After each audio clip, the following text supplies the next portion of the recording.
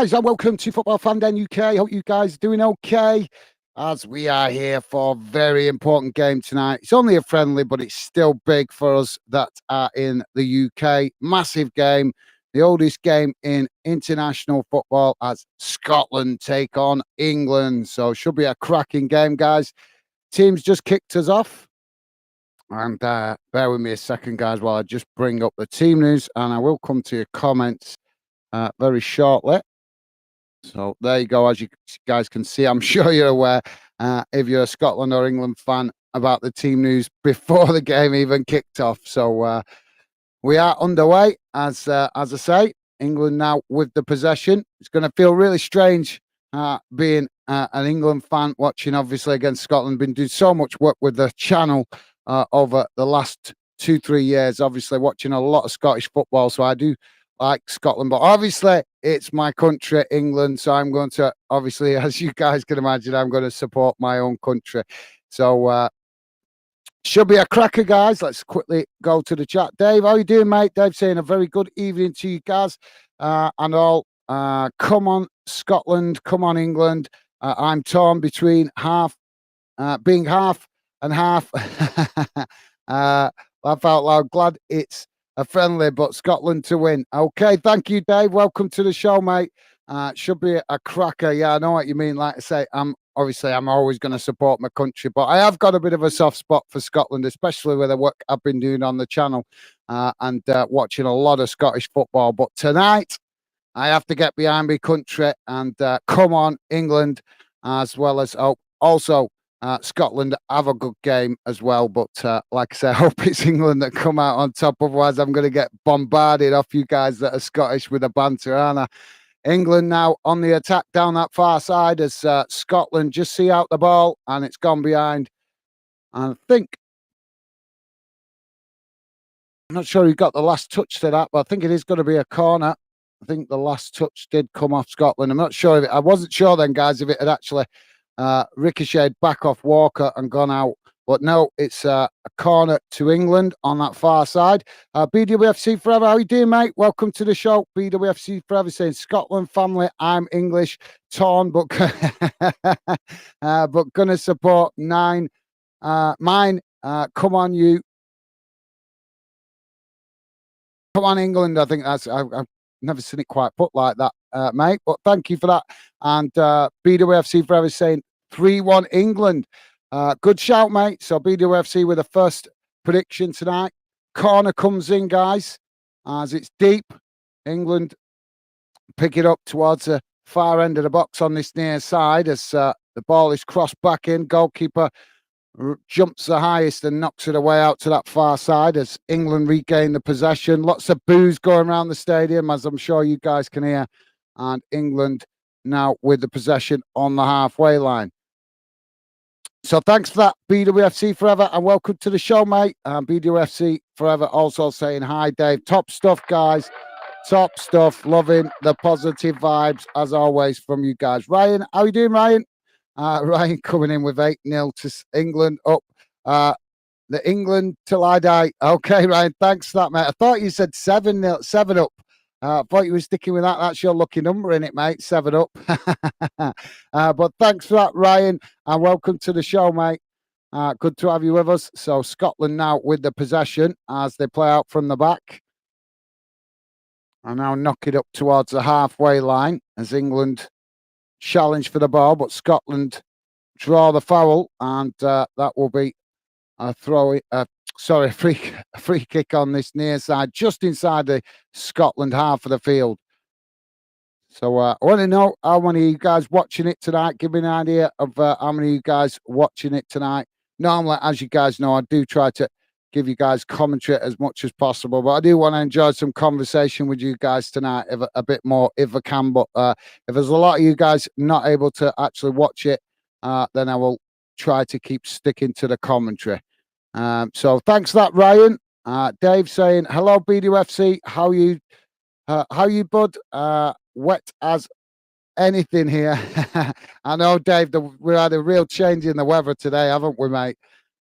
It's been glorious sunshine across the UK for most of last week, but this week We're back to what we know, aren't we? The traditional English and Scottish rain, as well as Welsh rain as well. I can't forget the Welsh. They get just as much rain as England and Scotland, I think. So now England playing out from the back as they knock it out wide to that far side.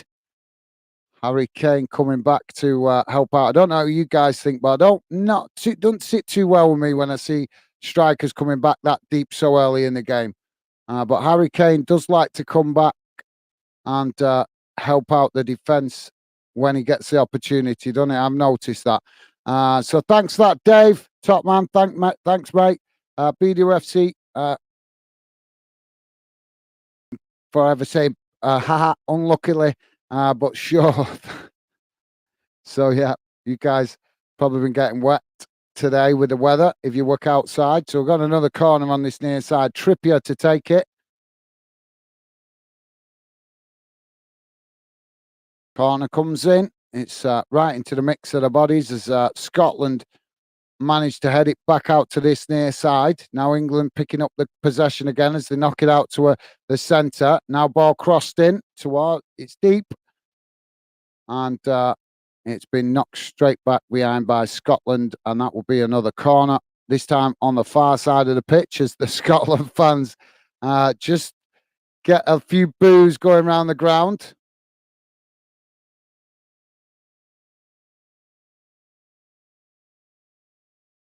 So Ryan saying, hey up lads, top stuff, thanks Ryan.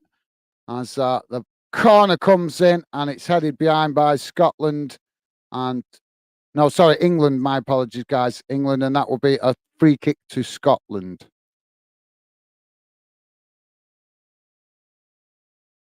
So, ball played out wide now to that far side as England quiet possession. Now the ball challenge comes in, and now we've got a bit of a. We're going to have that. We're going to have the fans going to be the Scotland fans going to be calling for every challenge. So it's Tierney that's gone down.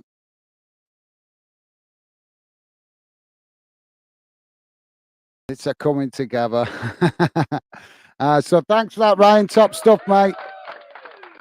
Top stuff, Ryan. BDUFC forever saying good. Good HBU. Yeah, glad it's in Scotland. Yeah, no, I can't. Do you know what? I can't. We were talking about this last night, weren't we? I can't remember when the last time England and Scotland actually played at Hampden Park. It's been a while. Ball knocked out on that far side as it's gone out for a throw-in midway inside the England half of the field. So England with a throw-in.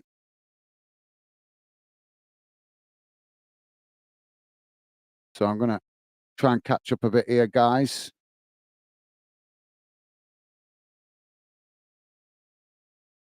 Dave saying, hey up, Brian. Scotland ain't the old Scotland. This team play different and with new passion. Not going to be 8-0. But who knows? In football, anything can happen. Absolutely, well said, Dave. Yeah, well said. But mate, I've been watching plenty of Scottish football over the last 2-3 years with building Fandom, so I know that the Scottish are getting better and better. Their team is massively improving. They've been having a fantastic run in the Euros qualifiers, and really, really buzzing to see Scotland doing well. But obviously tonight playing against England, I've got to be getting behind my own country. But yeah, I'm buzzing to see how well Scotland doing at the minute. As you say, they're improving dramatically and are really going to be a tough test, I think, for any country that comes up against them in competitive games. I don't know if you guys read the other day but even there was something I was reading yesterday, I think it was, about the Norway team, comments from the Norway players regards to Scotland. I don't know how the interview or the comments came about, but it was saying that some of the Norwegian players saying what a tough game it was against Scotland when they played. So England now with the possession as they're just knocking it about close to the halfway line. So thanks for that, Dave. BDFC forever saying, don't mean for self-promotion, but want to check out my predictions. Okay, mate. Well, I'm sure you guys go and have a look at that if you want. So now we've got another throw-in on that far side for Scotland as they have a throw-in now midway inside the England half. England going to challenge for the ball, but Scotland with the possession as they now knock it back to the halfway line. Dave saying back soon, guys. Okay, Dave, no worries, mate. Thank you very much for coming, getting involved. And maybe see you a little bit later if you've got a nip off, mate. Thank you for that, Dave. BDFC forever saying, okay, top stuff, mate. And BDFC saying, don't hide away. Is it you here, Ryan? I'm not sure what that's about. Not sure what that's about.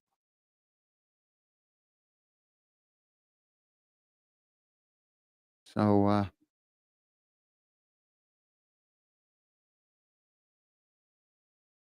England with a long ball up the field, but they caught out offside as the flag goes up. Why did the linesman have to put up the flag so late? I really do. I've noticed that this season and last season we're getting late flags, and that wasn't too bad.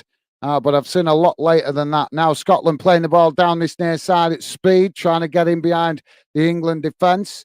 But the goalkeeper comes and gathers that quite comfortably as Scotland just didn't get one of their forwards clocking onto that quick enough. So 11, just coming up to towards 12 minutes gone, guys. Still 0-0.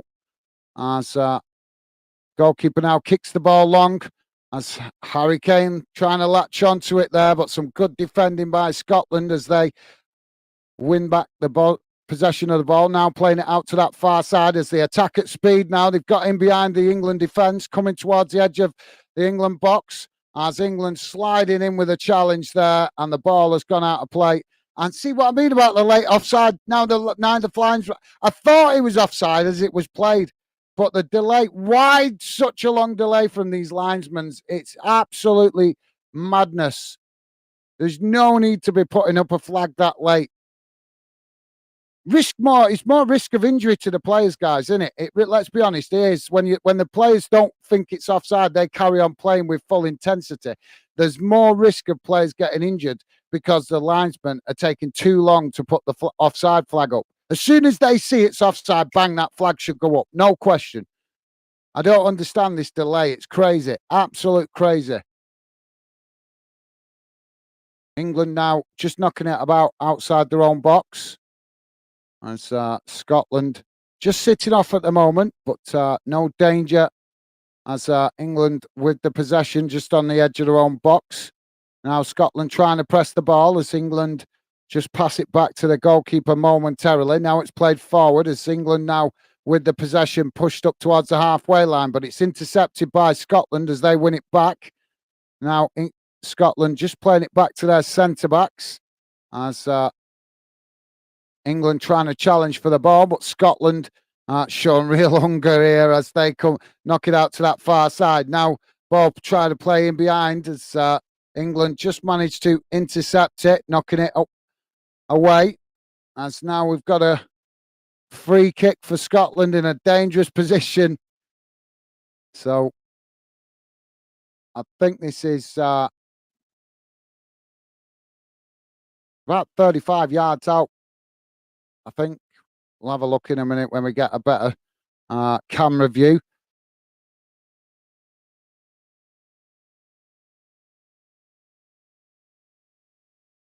So Dave saying back, come on, Gaz.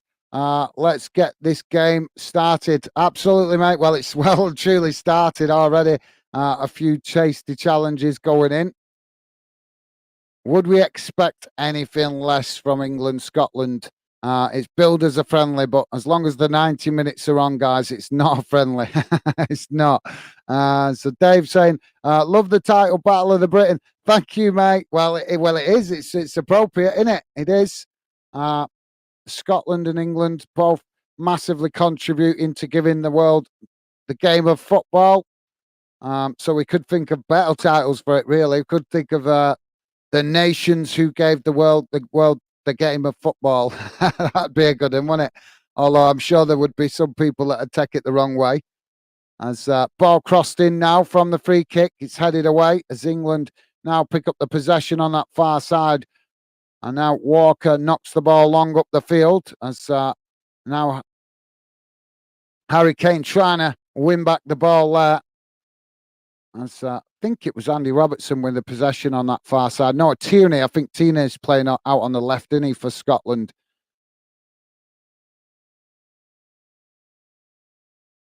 It was a good delivery into the box, in fairness, from Scotland. But just from a Scotland point of view, no Scottish player able to latch onto it. So now the cheers go around the ground as England just with some sloppy possession on that far side and the ball's gone out of play. So thanks for that, Dave. Top man, thank you, mate. Glad you like it. And Stevie Allen saying, evening, Gaz and all. Thank you, Stevie. Good to have you with us, mate. Always appreciate you helping out in the background. So thank you, Stevie. Yeah. It's been scrappy so far, and it's been, I don't know, they're coming in, the commentators saying feeling each other out, but I don't know about that. I think England definitely probably trying to feel out Scotland more than Scotland trying to feel out England, I would have said, as Scotland just hungry to play and put in a good performance in front of their own fans. As now Scotland knocking it out to that far side, but it's challenged by England as Scotland managing to keep the possession momentarily, but now Scotland lose it as England now play the ball forward. Rashford knocking it ahead, but it's Scotland. No, it's Bellingham. Sorry, apologies, guys. I think that was Bellingham. Is Rashford on the bench? I've not had a chance to look at the team news properly because I was rushing in from work. So thanks for that, Stevie. And Dave saying, evening, Stevie. Top man. Thank you, Dave. Nice one, mate. Always appreciate you guys acknowledging Stevie. Ben saying, Ben, the best League One fan. How's it going, Ben? Welcome to the show, mate. Ben saying, I'll be here, but I'm watching the game. No worries, mate. No worries. Thank you for that, Ben. Always appreciate you coming getting involved. As England now playing the ball out wide to this near side as all played into the box, and Rashford is on the field. Sorry, guys. Like I say, I haven't had a chance to look at the team news before kickoff because I'm finishing work late. But yeah, Rashford is on the pitch, and so he crosses it in on this near side, and Phil Foden has blasted it over the bar. Thank you, Pep Guardiola. Phil Foden not getting enough game time, so he's not match sharp enough yet, in my opinion. BWFC forever saying, same, Ben. No worries, guys. No worries. I thought you might be watching it. Like I say, let me know if any of you guys not watching it so I can know how many people we've got wanting commentary. Stevie saying, hi, Dave. Nice one, Stevie. Top man. Thank you. Stevie, always positive, Stevie. Always. As are many of you guys in the fan then community. Scotland now just playing it back to the goalkeeper.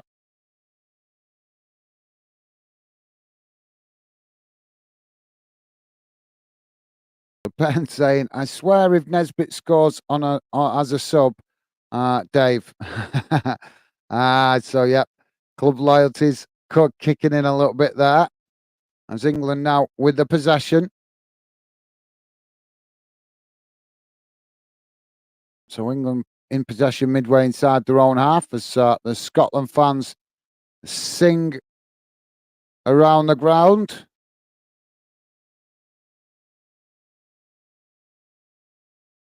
So England now with the possession as they play the ball forward. Ball in over the top to Rashford, but I think he's going to get on the offside here as he comes into the box trying to look for an option as the challenge comes in. And no foul. This is what I mean. See what I mean? What if one of them had got injured there? we could clearly see that Rashford was offside. So why is the linesman not getting the flag up earlier? It's madness, guys. It really is, because it's risking injury to players. Absolute crazy. So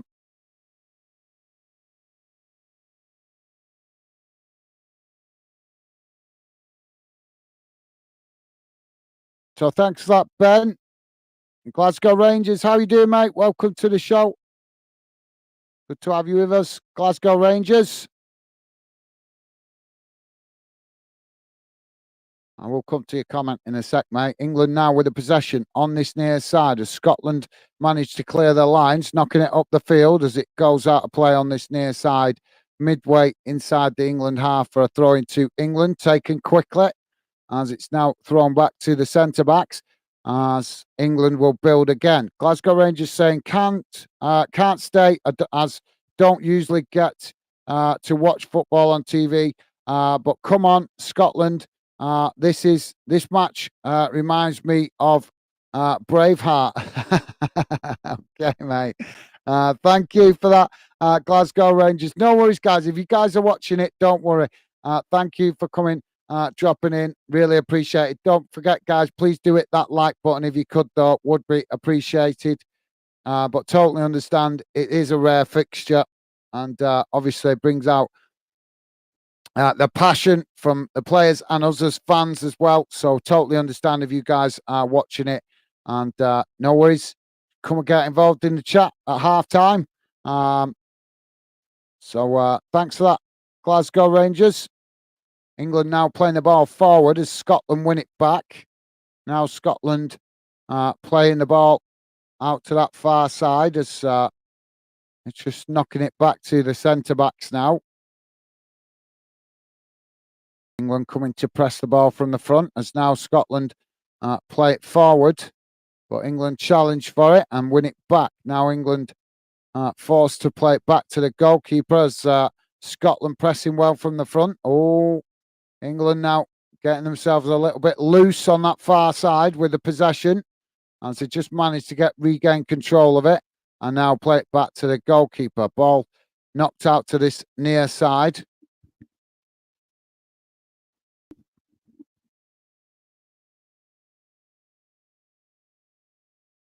So England now push up towards the halfway line. As the ball knocked out wide on that side and then played straight back into the centre. As England now knock it out to Trippier on this near side. And now a long crossfield ball out to Walker on that far side as Scotland come to press the ball, but just happy to just sit off momentarily.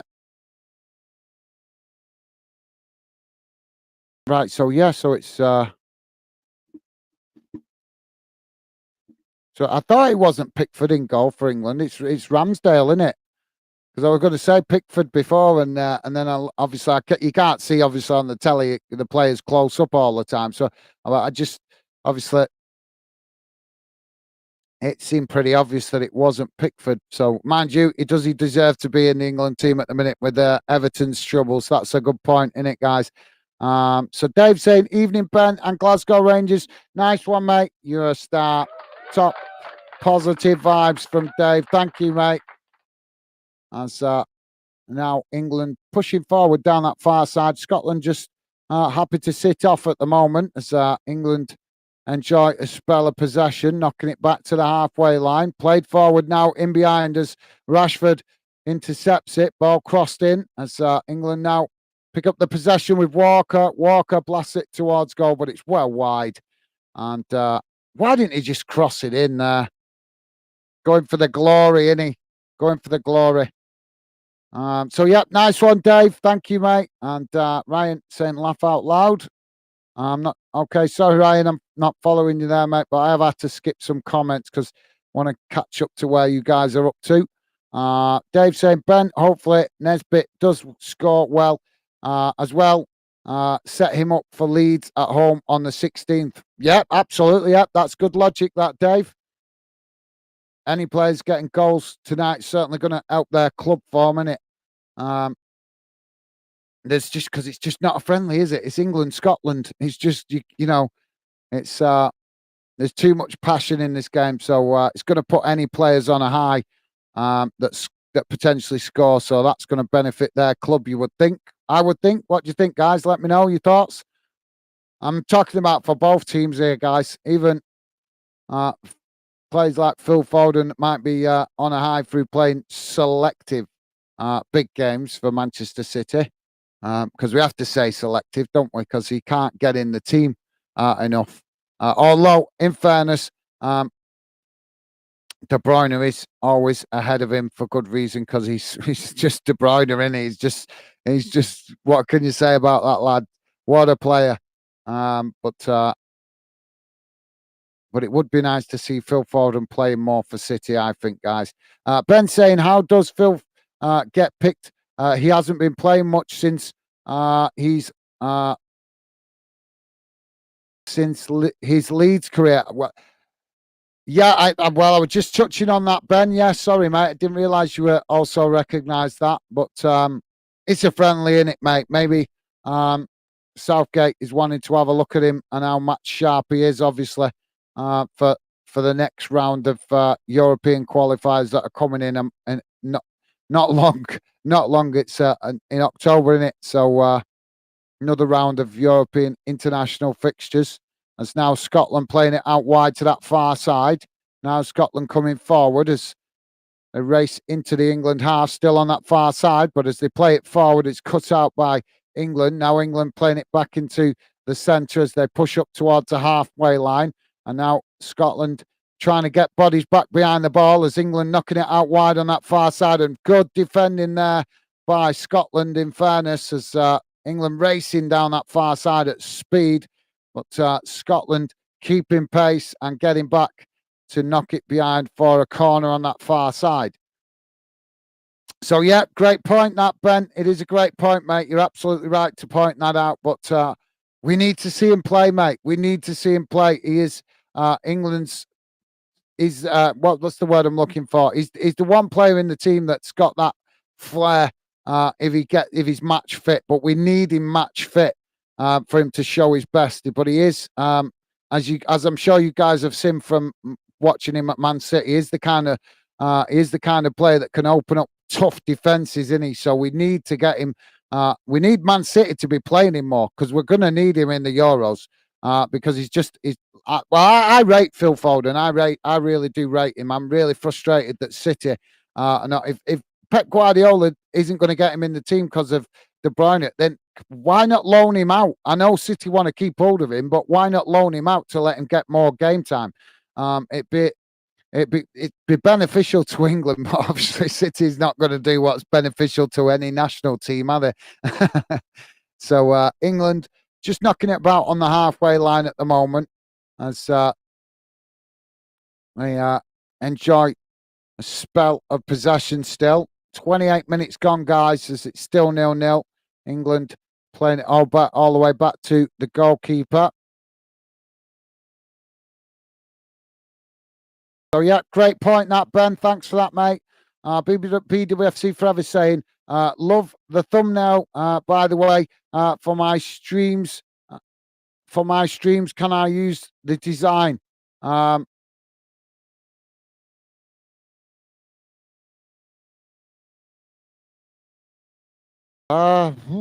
Well, I suppose on this occasion, yeah, but I don't want to make a habit of it, mate, because otherwise everybody will be copying my thumbnails, won't they? So on this occasion, I'll say yes, mate. But like I said, try not to make a habit of it because I don't want everybody coming asking to copy my designs. But thank you for the compliment, BWFC Forever. Appreciated, mate. I actually don't think that was one of my better designs. I think I've done some better thumbnails than that. I agree, it does look good, but I feel like I have made some better thumbnails than that. But thank you for the compliment, BWFC Forever. And yeah, you can use that, mate. But like I said, please don't do it too regular because I'll have everybody coming asking, won't I? Uh, um, Scampy Bay, I think that is saying, is it? Scampy.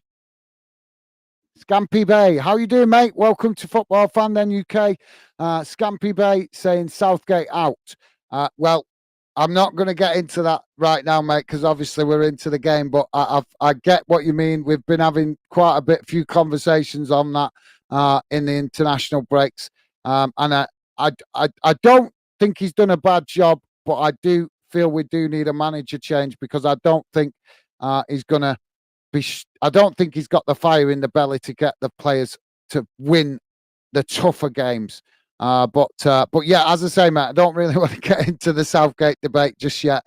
But thank you for that, Scampy Bay, and you are welcome to share your thoughts like that with us if you feel, guys. This is Fan Den. Want you guys to feel you can come in it as long as you do it with respect. I always want you guys to feel you can express your frustrations about your club or your country. So thank you for that, Scampy Bay, and welcome to Football Fan Den UK, mate. Great to have you with us. Welcome to the show. And Ben saying, yeah, it will give him a lot of motivation, Dave. Okay, thank you. Sorry, I'm not following the conversation, guys, because I'm what you guys are having between yourselves, because I'm just trying to catch up to the latest comments, but obviously go over a few of your earlier comments. Ryan saying England, England, England. Thank you, Ryan. Now the ball knocked up the field as both sets of players challenging for it on this near side. Now England playing it into the middle as England now coming racing forward with Walker as now they play it up towards the edge of the Scotland box. And now Bellingham plays it in behind as Rashford tries to latch onto it, but now it's in the back of the net as England scored. And Scotland caught out there as they think they were just... Well, we were just talking about it, weren't we? Phil Foden. We're just talking. I think it was Ben saying, what's he doing in the team? And now he's gone and scored. But yeah, just watch this replay now. Why such a big gap in the back line for Scotland there?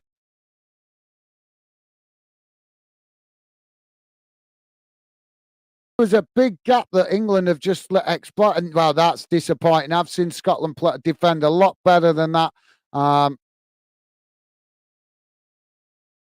It's a really nice goal, in fairness, but it's actually deflected, I think, on the way through. Let's have a look. Yep.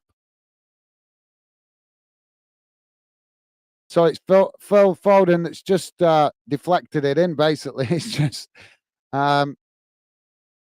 just turns his foot really as it's coming in and guides it into the net. But yeah, disappointing from a Scotland point of view. That why such a big gap? Any Scotland fans in the chat? Let me know, guys. I've seen you guys defend to absolute amazingly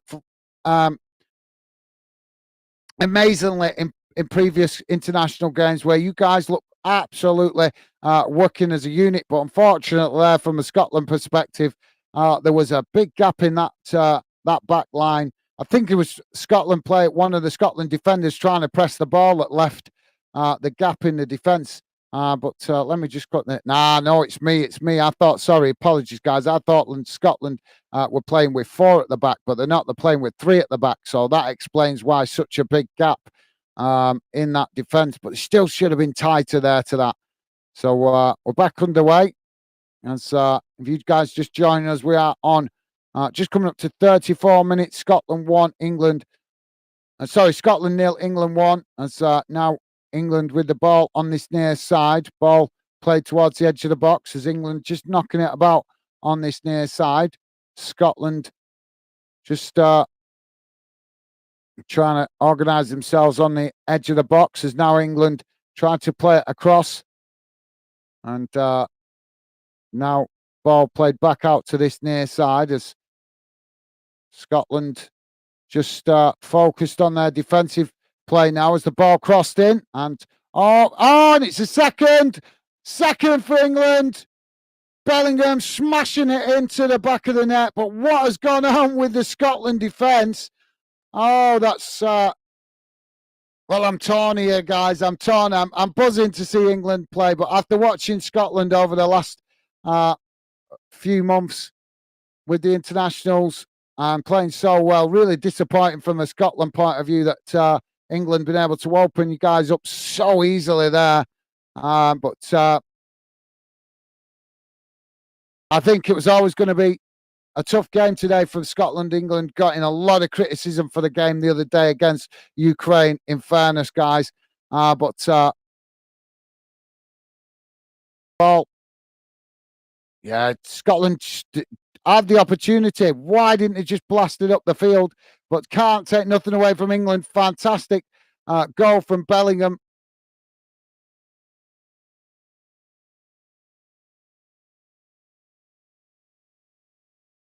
So BWFC so forever saying why Scampi.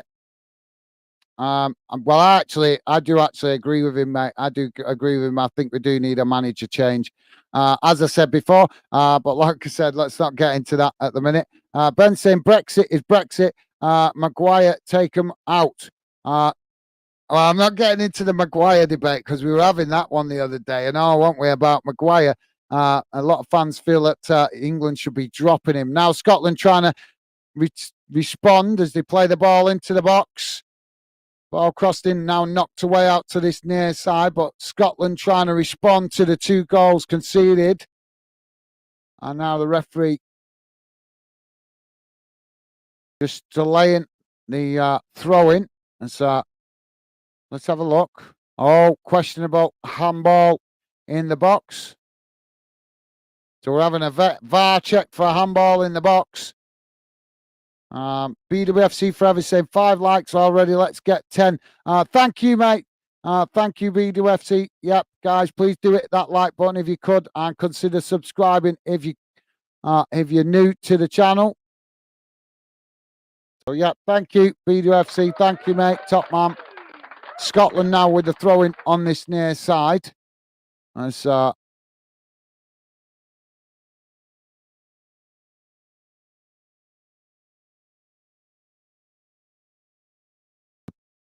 ball comes in now for a long throw for Scotland as it's knocked away. Now England on the attack as Scotland leaving themselves exposed here. Rashford racing down the pitch as he plays it into the middle. And that's probably let Scotland off there. Why didn't he just take it on his own? He should have just raced into the box and took the shot. He decided to play it across the edge of the box, looking to play in a teammate. And that gave Scotland the chance to win back possession. Now Scotland playing it up towards the halfway line as they now just knock it back to their centre backs. As we're on 38 minutes gone, guys, and it's Scotland 0, England 2. Ball played out wide to that far side as Scotland now just have a spell of possession. So, yeah, thanks for that, mate. Top man, BWFT. And Scampy Bay saying, if Rangers or Celtic join the English League, we're in League 2, would they finish? I think a bit of banter there from Scampy Bay. A bit of friendly banter. Well, I think that's the case, mate. That's been debate for ages, hasn't it? About Rangers and Celtic coming into English Premier League. But I don't think it could happen. It just couldn't happen because there'd be too many lower league clubs that would complain. So the only way I think the Rangers and Celtic could ever get in the Premier League is if they joined it. Maybe if the EFL allowed them to join it from League 2 and work their way up, to be honest. Because let's be honest, there'd be a lot of Championship clubs that would be not happy about that if Scotland and Rangers, Rangers and Celtic was suddenly just slotted straight into the Premier League. I don't think, like I said, there'd be legal battles and all sorts, wouldn't there? I would expect, I would presume. So yeah, Scotland now playing out from the back as they just knock it out to this near side. Now we've got a challenge. And that's going to be a free kick for Scotland as the referee blows the whistle. So, yeah, it's a great question, mate. It's a great question. We have debated it before. So thanks for that, Scampy boy. I thought it said Bay, didn't it? But it says Scampy Boy. So thanks for that, mate. Stevie's saying, please hit the like button and subscribe if you're new to Fandom. Thank you, mate. Absolutely. Do consider subscribing, guys, if you're new to the channel. And as I say, hit the like button would be appreciated. And thank you if you have already, guys. Scotland now playing the ball back to the goalkeeper as the keeper now kicks the ball long out to that far side. Both sets of players challenge for it, but Scotland managed to get the ball down. Now Scotland playing it forward as they knock it into the centre of the field. Now this is not helping Scotland. They need to pick up the pace when they win back the possession. That's the way that Scotland's going to have any success this evening against England. They got to play fast to get in behind as I think England definitely see. You can notice, guys. Do you not get the impression that England have had a bit of a humbling of Ukraine the other day because there were a lot of criticism with that, and now we've got a challenge here. First yellow card.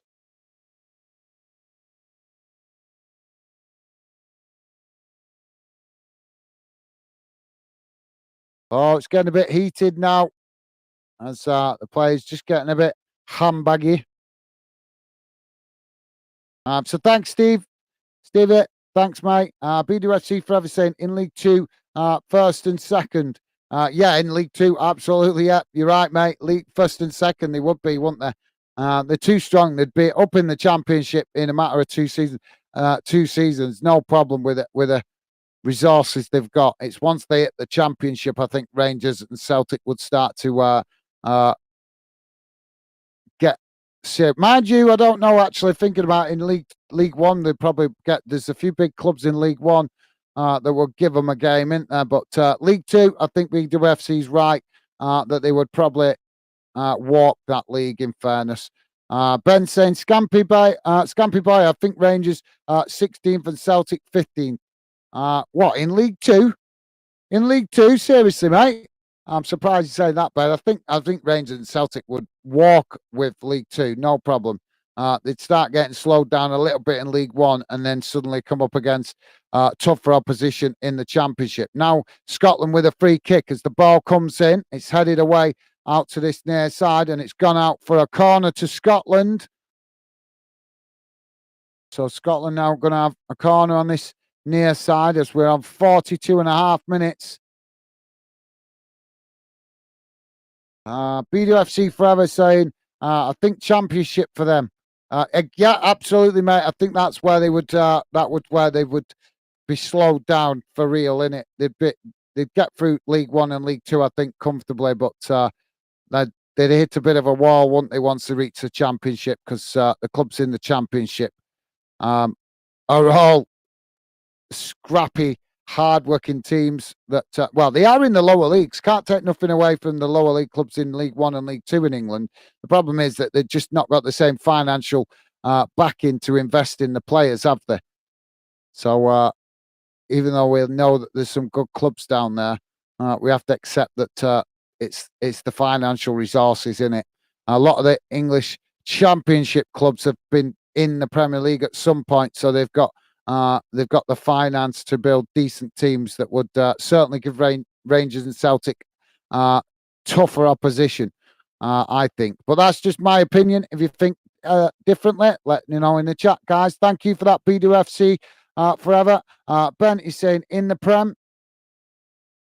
Right, in the Prem. Okay, I thought that's what you meant, Ben. So yeah, thank you, mate. But I think it was Scampy who actually said League Two, didn't he? So yeah. So thank you, Ben. My apologies, mate. I did thought you meant that. BDFC Forever saying we'll do some. We did compete with Wolves in pre-season. No, it was close. Yeah, Celtic did. Celtic played Wolves in pre-season. Yeah, we did that game. It was a good game, that actually. England now with the possession as they play up towards the halfway line. And you can now start to hear the England fans in the stadium as the Scotland fans have gone slightly quieter since those 2 goals, and England just playing it back to the centre-backs. So Kyle, how you doing, mate? Welcome to the show. Kyle saying, Mon the Scotland. Thank you, Kyle. Welcome to the show, mate. Good to have you with us. As now England with the ball on that far side as they play it forward. And we've got 1 minute added on time at the end of this first half. Now England knocking it out wide to that far side. As Walker with the possession.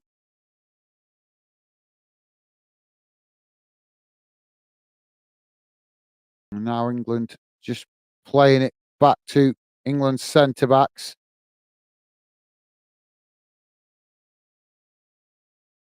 So, Kyle, welcome to the show, mate. Good to have you with us. And thanks for that. Ben saying Tierney left back, Robertson right back. Thanks, Ben. Yep, I just got a bit muddled up at the start. Sometimes it happens when I'm starting a stream midweek games, guys. Got to think coming in from work as England now playing the ball forward. Rashford playing it to Foden. Foden into the box. Ball crossed across the face of goal. But Harry Kane unable to latch onto it on this near side as I think it's might have rolled out for a throw-in, but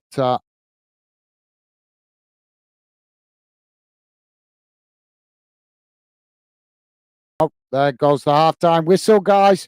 So at half-time, it is Scotland 0, England 2.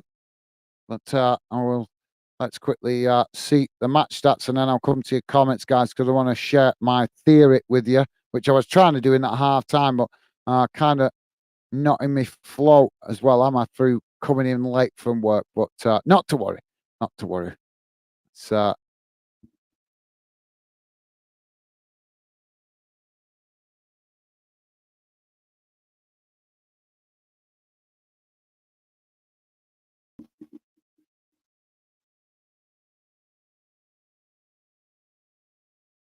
let's just bring up the match stats, guys, and then I will come to your comments. Just bear me a second. Let's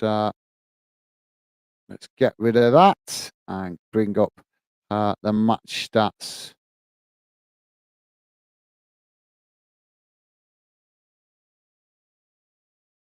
Here we go. Should be coming on your screen now, guys. Let's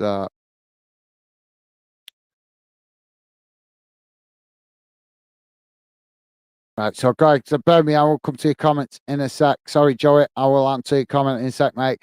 So here's how the first half has gone in numbers, guys. As you can see, total shots, none for Scotland, 6 for England. Shots on target, none for Scotland, 2 for England. Possession, 38% for Scotland, 62% for England. Passes, 167 for Scotland, 308 for England. Pass accuracy, 81% for Scotland, 90% for England. Fouls, 3%. 3 fouls given against Scotland, 6 against England. Yellow cards, 1 for Scotland, 2 for England. Red cards, none, thankfully. And offsides, 2 against Scotland and 2 against England. Corners, 1 for Scotland and 4 for England. So there you go, guys. That's how the first half has gone in numbers.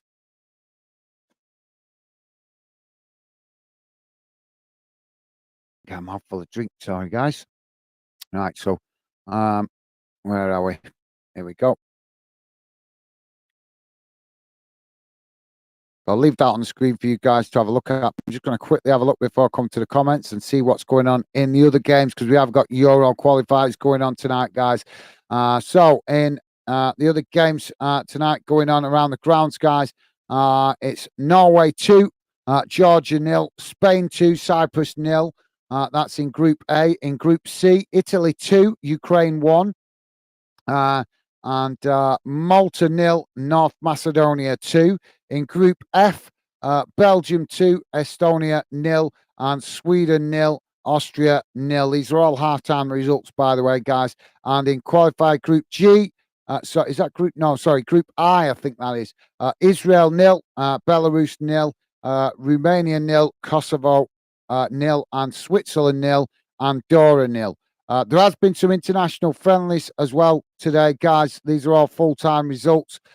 China 0, Syria 1, Japan 4, Turkey 2, Kenya 0, South Sudan 1, Costa Rica 1, United Arab Emirates 4, South Africa 1, DR Congo 0, and Qatar 1, Football Union of Russia 1, Iran 4, Angola 0, and Azerbaijan Jordan, I think that's been postponed, not getting the score on that. Should have kicked off at 5 o'clock. Ghana 3, Liberia 1, and Saudi Arabia 0, South Korea 1, Egypt 1, Tunisia 3. And that was all full-time results, guys. Games still playing, half-time results. Morocco 1, Burkina Faso, and that's a country I've never even heard of. 0. As we know here, Scotland currently 2-0 down to England. Ivory Coast 0, Mali 0, Germany 1, France 0, and Senegal 0, Algeria 0. So that brings you bang up today with the international guys. We also got some games going on in the EFL Trophy in England. Peterborough United currently 2-0 up against Cambridge United. That game on 79 minutes gone. And Notts County 1-0 down to Wolverhampton Wanderers under 21s. That game half-time result. Also, a load of under 21s qualifiers as well tonight, guys, but I'm not going to read them out now as I want to come to your comments. So, Joey, how you doing, mate? Welcome to the show. Joey saying, hi, guys. How are you doing, mate? I'm good, thank you, Joey. Good to have you with us, mate. Hope you're doing well. I think you guys all gone away. So, thank you for that, Joey. Welcome to the show, mate. Good to have you with us. Hope you've had a good day as well, mate. Thank you. Dave saying, Scotland v England, Rab C. Nesbitt v Frank Gallagher. Okay, thanks, Dave. Sorry, guys, I'm going to skip some of the. Well, not going to skip. I'm going to try and read them out quickly, but just get through to catch up a bit. BWFC Forever saying, haha, that's good. Okay, mate. Joey saying, loving the thumbnail, guys. Thank you, Joey. Thank you, mate. Glad you guys like it. You guys seem to like it. So thank you very much. Thanks, Joey. And also, Dave, who also said he liked it earlier, so thank you. And BWFC also liked it and wanted to borrow it. So thank you, mate. Thank you, Joey. Jono UK saying playing a proper team tonight, Scotland, and getting the runaround. Well, in fairness, mate, I've been watching Scotland quite a bit with the internationals, and yeah, they're not obviously not. They are getting a tough test tonight against England, but this is the kind of test they need because they're doing really well. They've been playing really well in the qualifiers, and let's be honest, you know, some of the players in the England team, England have spoiled. You know, let's be honest. I'm going to call a spade a spade. England is my team, and I'm always going to get behind my country. But England now, we are spoiled. We are very spoiled with the fact that we are lucky enough to have a massive pool of players to choose from, which gives us a little bit of an edge over the Scotland, Wales, and Northern Ireland because their populations are smaller. That's the reality. Their populations are smaller, so they got a smaller amount of people to obviously to build a team from. But I've been watching Scotland over, like I say, the last few years while I've been building the channel. They've been gradually improving. They're getting better. And yes, they might be being a little bit humbled tonight by England. But this is the kind of test that they need to get to this level, to get to improve, to be able to be competitive in an actual tournament. When they get to tournaments, they need to play these kind of games so that they can learn and improve how they can get better against tougher opposition. And let's be honest, Jono UK, no offense, mate, but let's be honest, England can have the same problem. England can get the runaround sometimes when they come up against the likes of Spain, and Germany and Argentina. We've been outplayed by these kind of nations as well, mate. So, I'm happy my team are winning. I'm happy England are winning. I'm buzzing, but I'm not going to slaughter Scotland. Absolutely not, mate. But welcome to the show, John O UK. Welcome to Football Fan Den. Good to have you with us, mate. Some constructive criticism there coming from Jono, and that's well, at least it's respectful. So thank you, Jono, and welcome to Football Fan Den. But unfortunately, mate, as you are a new fan to the show, I'm sorry, I am going to disagree with you in respect of Scotland getting the runaround because they're not real. If they let's be honest, I think I'm going to share with you my theory why England looked so good in this first half because we played so bad against Ukraine the other day. We didn't grab that game by the scruff of the neck. And how many times have we seen England not step up to the plate against certain teams in qualifiers, stuff like that, and then there's a reaction the next game because they know that they've not put in a good enough performance. So to me, I think that's why England are playing really well tonight because they deserved the criticism against Ukraine. We weren't at our best. We didn't put Ukraine to the sword, so to speak. We let Ukraine come at us. And we know, as England fans, we know England can play much better than what we played against Ukraine the other day. And I think, as we know, the English media, guys, is absolutely ruthless. And when it comes to England, so all the headlines in the media about England not playing well the other day gets a reaction from the players. And this is the reaction that you see. Suddenly they look at a much improved team. So I'm not gonna criticize Scotland because, like I said, I expected a reaction from the England players tonight because it happens so much, guys. It does happen so much. How many times we see England put in a lackluster performance and then the next game there's a reaction? And that's what I think we're seeing tonight. We're seeing that England playing much better because they didn't play well the other day against Ukraine. And obviously, unfortunately, from Scotland's perspective, Scotland are improving. They're getting better. But obviously, when you come up against teams like England and Spain, when they're in their best form, when they're up for it, when they're playing at their best, it's always going to be a tough game for Scotland. But for me, like I say, guys, I think Scotland have got doing really well overall at the minute. So it's always going to be a tough game for them, this game, in my opinion. So I'm buzzing England are winning, but I'm going to say it, guys, I'm not going to criticise Scotland too much because they're doing really well. Where they came from a few years ago and how they wasn't even qualifying for tournaments to where they're at now, they are showing gradual and steady improvement. And from Scotland, if you're a Scotland fan, be proud of it, guys, because you guys are gradually getting better. And not only that, Scotland is starting to get more and more players playing back in the Premier League, which is good for Scottish football as well. But England, we're doing well, but I think, like I said, guys, I think there's a reaction. You're seeing a reaction today because England played so bad the other day. Anyway, guys, let me try and catch up with some of these comments. But thank you for that, John O UK, and welcome to Fan Den, mate. Good to have you with us. BWFC Forever saying, yes, get in England. Thank you for that, mate. And Joey saying, get in. Thank you, guys. You guys loving England 2-0 lead. Ben saying, Scotland getting battered. No, we're not having that. Come on, Ben. Come on. They're not getting battered, mate. They're not getting battered. As Ben trying to strike up the banter there. Thank you, Ben. But, well, they can't say we're getting battered yet, mate. 2-0 is still, we know. Come on, guys. You guys show your football intelligence. 2-0 is that kind of result where you know it.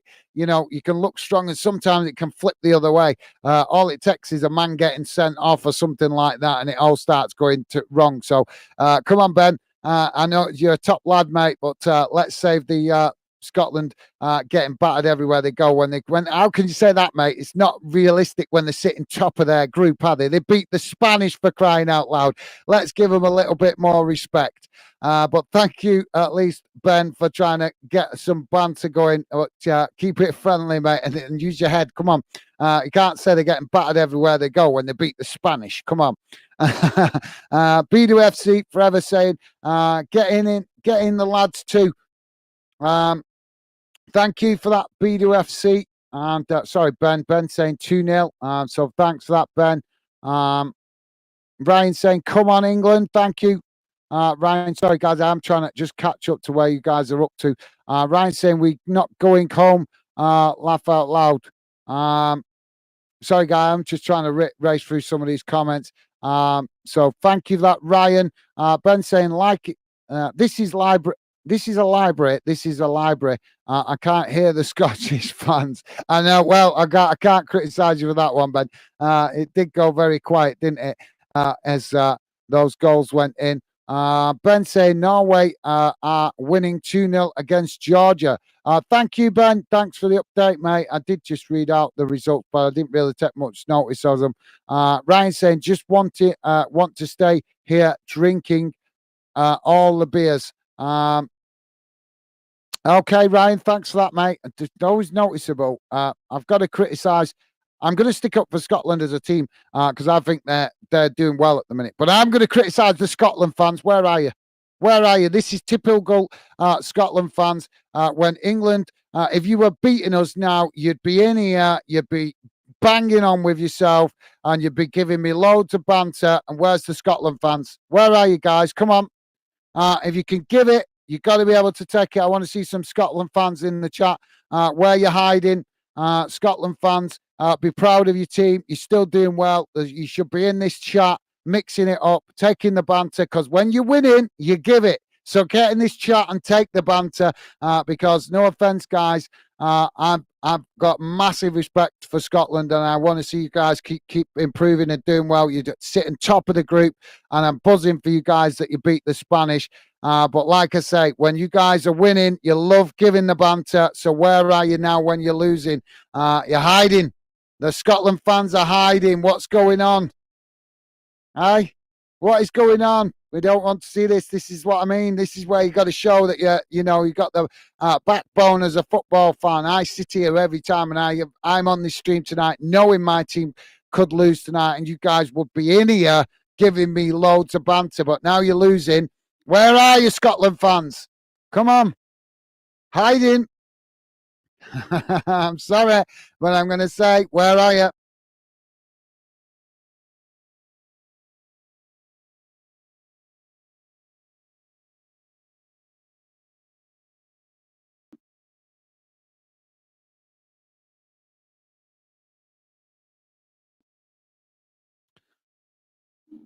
So, guys, what are you thinking for the final score? How are you thinking it's going to turn out for full-time result? Let us know, guys.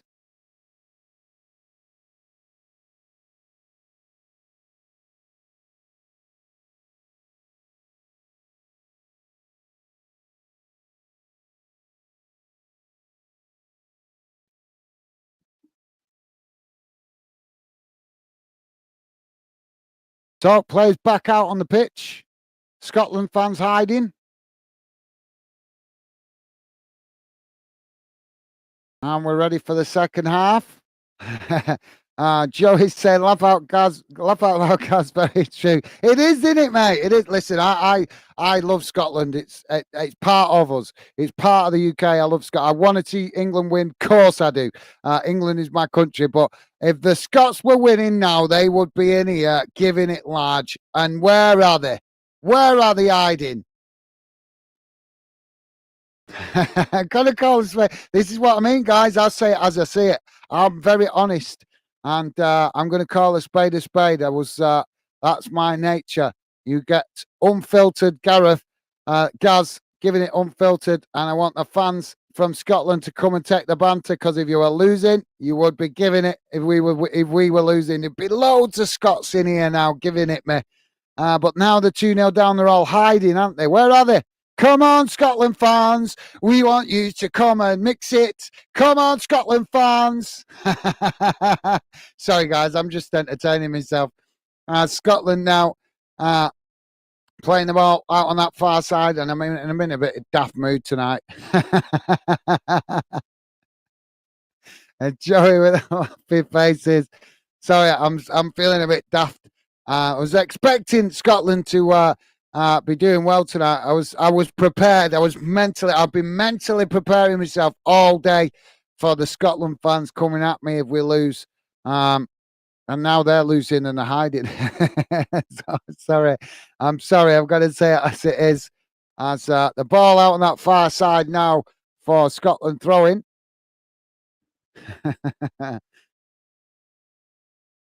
Now ball played into the centre of Scotland, knocking the ball long up the field. Now Scotland with the possession as England challenge for it. Now England coming forward as it's knocked out to this near side to Foden. Foden now playing the ball in behind as Bellingham there not latching onto that quick enough. And Scotland able to clear their lines, knocking it up the field as it's headed out and goes out for a throw-in on this near side.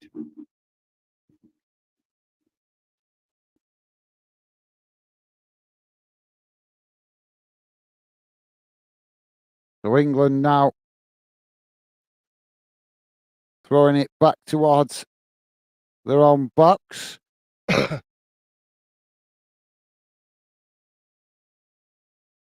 Now ball played out to that far side as Scotland come to press the ball. England playing it back to the goalkeeper. And now the ball kicked long up the field as England now with the possession.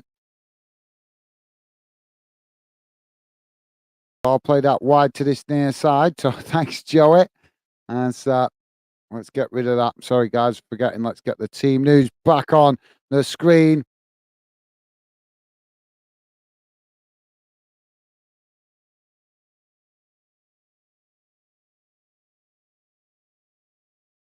Let's have it.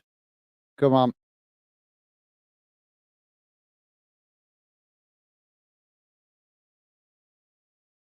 There we go, guys. Sorry about that. So Scotland now with the possession down this near side as they come towards the edge of the box. Ball. Well, I think that was going to be a cross. I thought it was going to be a cross, but McGinn has, I think it was a shot in the end, but it's deflected away. But good vision there by McGinn. He just tried to blast it through, but too many bodies, and it's pinged away.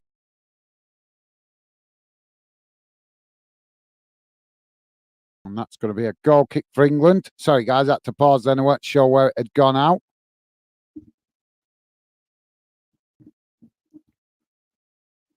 So now England play out from the back.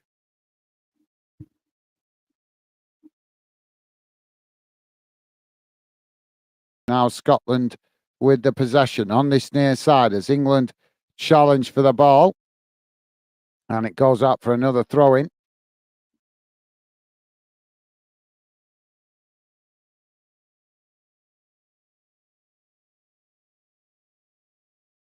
So Tierney coming across to take it. Now long throw comes into the box as it's knocked away by England, and then Scotland pick it up on the edge of the box as Gilmour takes the shot, but it's always rising and goes over the crossbar. But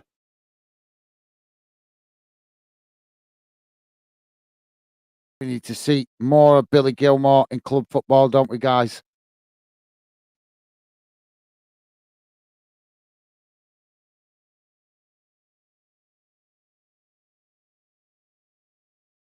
Did you see that? The UEFA president at the ground. FIFA president, sorry. Now England playing the ball out to that far side as the ball kicked long up the field. And it goes all the way back to the goalkeeper. Goalkeeper kicks the ball long up the field.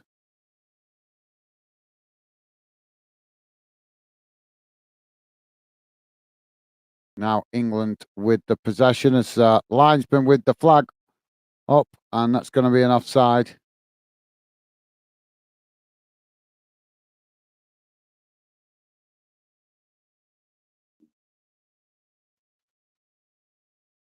McTominay, I think that's down. So England with a free kick. That's now England playing it back to the defensive line. Just to let you guys know, at the end of the game, I will do the match stats, and then I am going to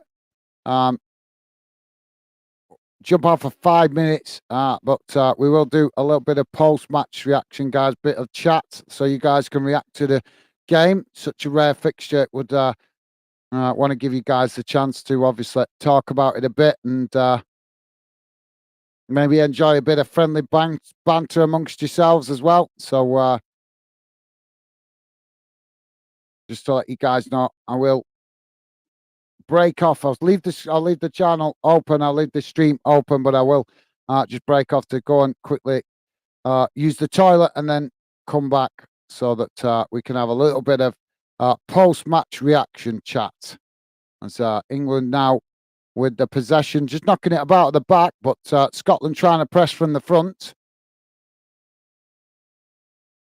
Now Scotland playing it into the centre as they try to work an opportunity here now. England just on the back foot at the moment as ball crossed in and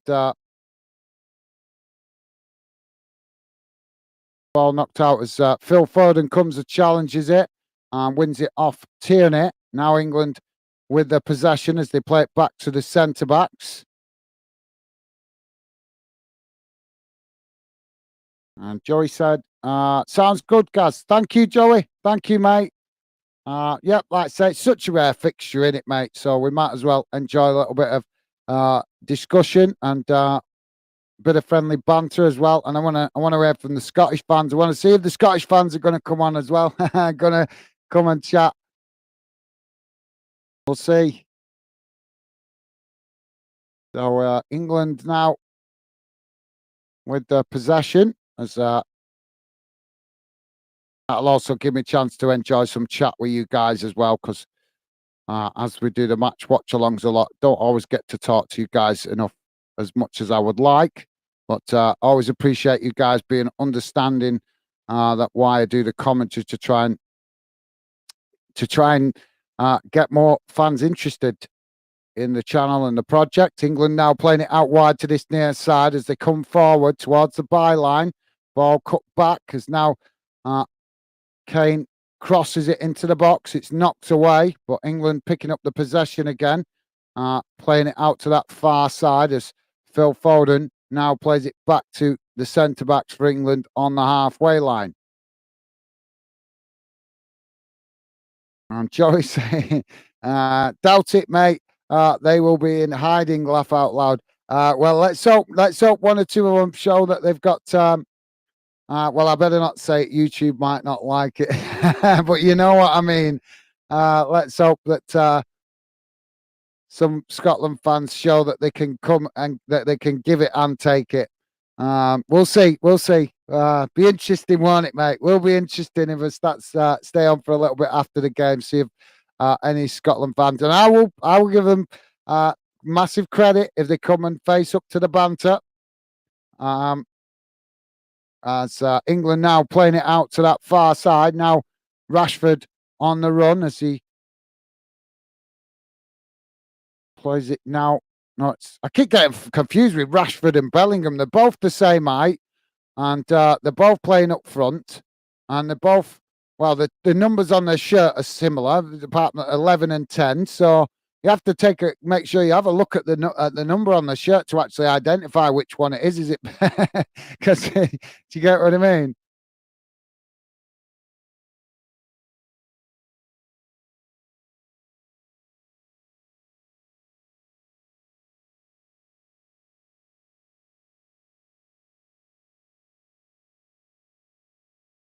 Now Scotland winning the ball back on that far side. Joey's saying a good pair on them, laugh out.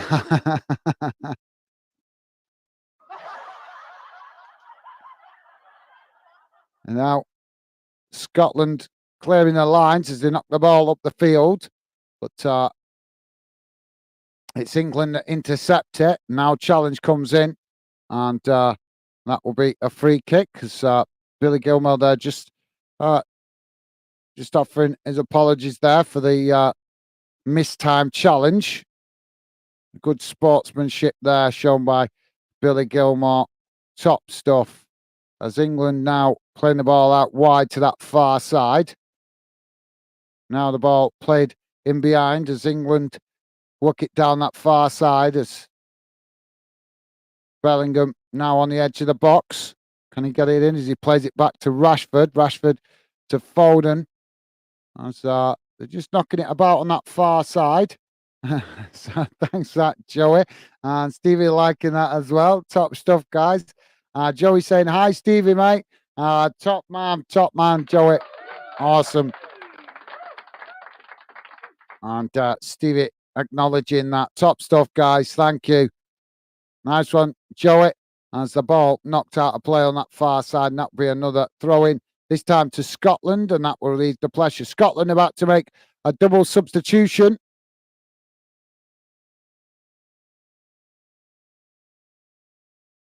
As we're on 57 minutes gone. And now ball played back to the goalkeeper for England.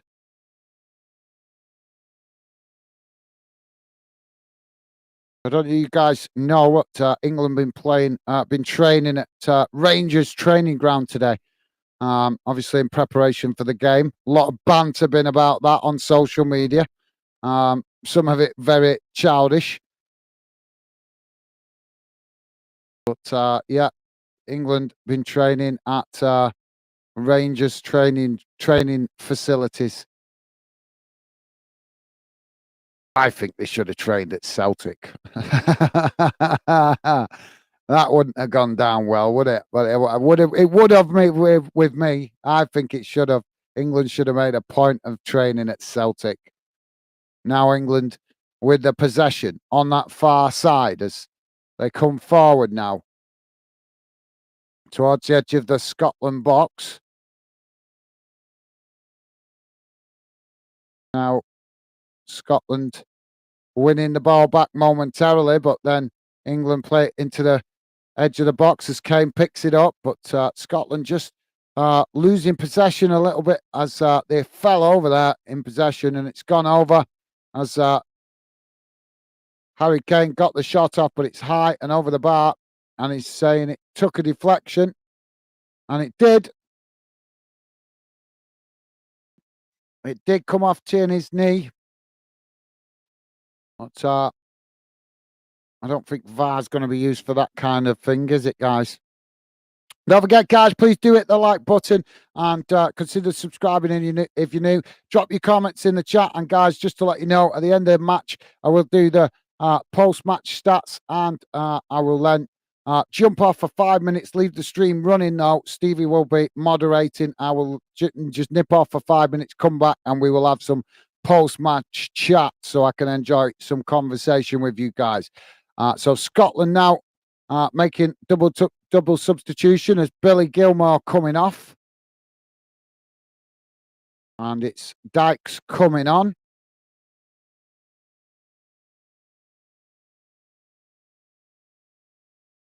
I don't know what's the other sub there. I missed it, guys. Sorry. So we're just coming up towards 60 minutes gone, guys. Still Scotland 0, England 2 as the ball kicked long by the goalkeeper. Both sets of players challenging for it as it's Scotland that eventually get the ball down on the pitch. And now Scotland trying to play forward as they knock it out wide to this near side.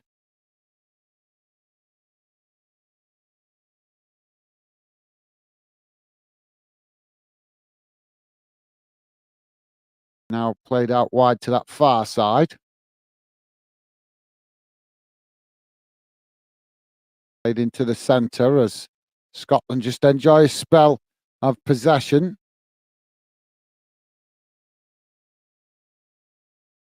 Now ball knocked forward as Scotland work their way into the England half, but England trying to press the ball as Scotland now coming down this near side.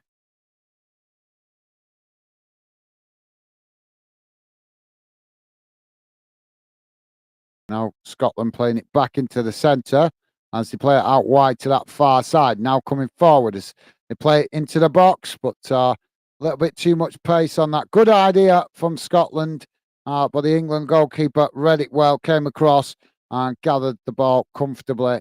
And that will give England a chance to build from the back again.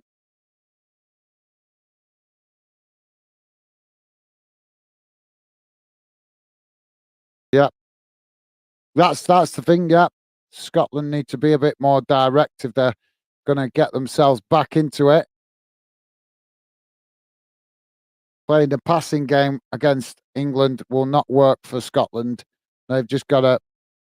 They've got to. Well, obviously, I don't want to give them any ideas because I'm English, but I do like Scotland most of the time. As I've told you guys before, I would always. The only time I want Scotland to lose is when they play England. The rest of the time, I want Scotland to win, but only time I would want them to lose is against England, and that's because I'm English. So you guys can understand that. But yeah, if I take my England hat off for a moment, momentarily, and give an objective or a neutral opinion, the way for Scotland to get back into it, I would say, is being more direct, more long balls over the top, cause some panic in the England defence, and they might have a bit more success because at the moment, the way they're playing is suiting England to the ground. England now winning the ball back on that far side as they play it forward, but now Scotland win it back as they play it back to the goalkeeper. Now ball knocked back out to this near side as Scotland now with the possession, played out wide to that far side as they push up the field. And now Scotland with a long crossfield ball out to this near side as Andy Robertson just managing to keep it in. And goes toward the byline. I'm not sure who that was that just kept that in on the byline, but Scotland have managed to keep the ball in play as they now knock it about on the end of it, on the edge of the England box. As now Robertson crosses it in deep and it bounces away and out on that far side for a throw into England. Joey saying Scotland done amazing in qualifying in qualifiers. Well, happy for them. Absolutely, I agree, Joey. I totally agree, mate. They're doing brilliant. I want to see them qualify because let's be honest, the Scotland fans will add to the party atmosphere at a tournament. So you know, let's you want the nations that are going to help bring that party atmosphere, and Scotland fans will certainly help bring that party atmosphere to a tournament. And yep, I agree, mate. They're doing really well in the qualifiers. But like I say, England is the kind of opposition that they would face if they actually qualify for the tournament. So this is good preparation. If you're gonna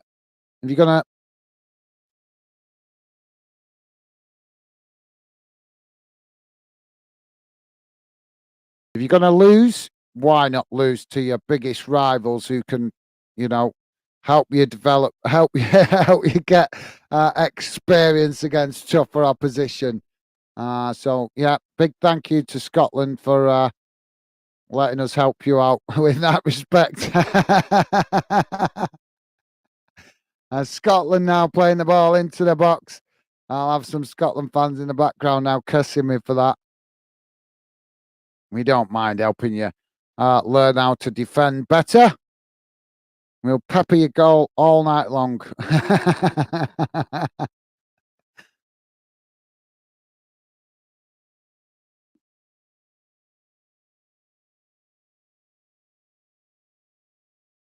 So, Scotland.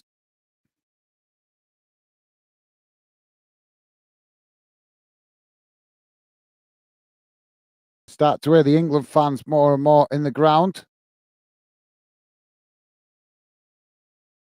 It's England goalkeeper now to get England back underway from the back.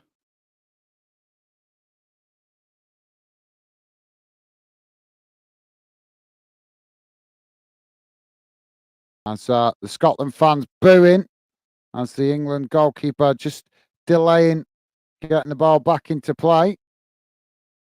So thank you, Joey. I agree, mate. Well said. Well said, Joey. Absolutely. Totally agree with that.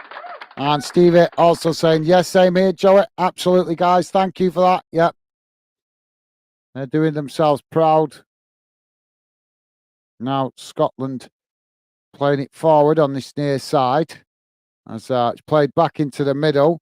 Now McTominay knocks it out wide to that far side as Scotland come again.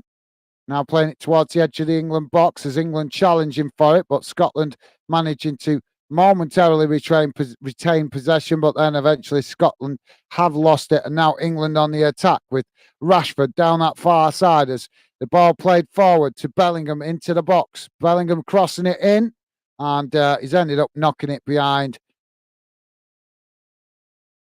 He had chance there to just cut it back and then cross it in. As Scotland now quickly trying to respond as they move the ball quickly up the field. Played forward. It's now played out wide to that far side now as Robertson racing forward. Ball crossed into the box and they scored. Scotland have pulled one back, and it's Harry Maguire in the headlines again with another defensive mistake. Well, would you have it, guys? And this is why I keep telling you guys when fans are coming in going, Scotland getting battered everywhere they go. How's this getting battered? Teams that get battered don't find a way back into the game, do they? Harry Maguire in the headlines again for a defensive mistake. Well, now he really is going to get called into question with making such a mistake in such a high-profile game.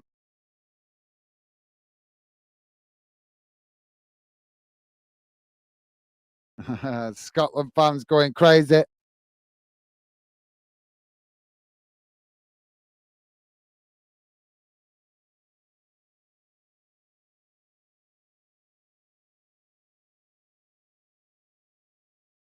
Now Scotland will have more belief as McGinn now with the ball on that far side. Crossed out to this near side is now Scotland on the attack. As they play forward now. Up towards the edge of the England box. Ball crossed in. Is almost headed on, and Scotland have headed it behind. What did I tell you at half time, guys? What did I tell you? 2-0 is never a safe scoreline.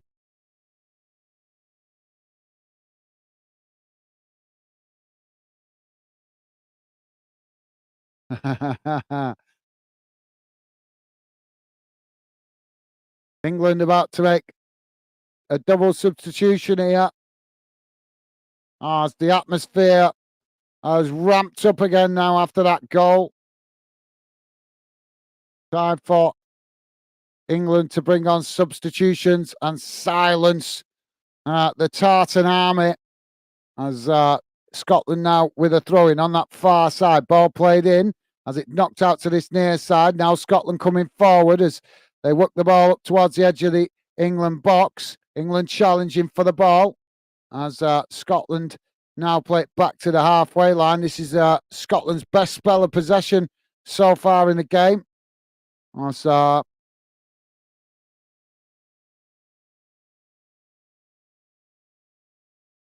the ball played out wide to that far side. So Scotland now playing it across and out to this near side. And now Scotland coming forward.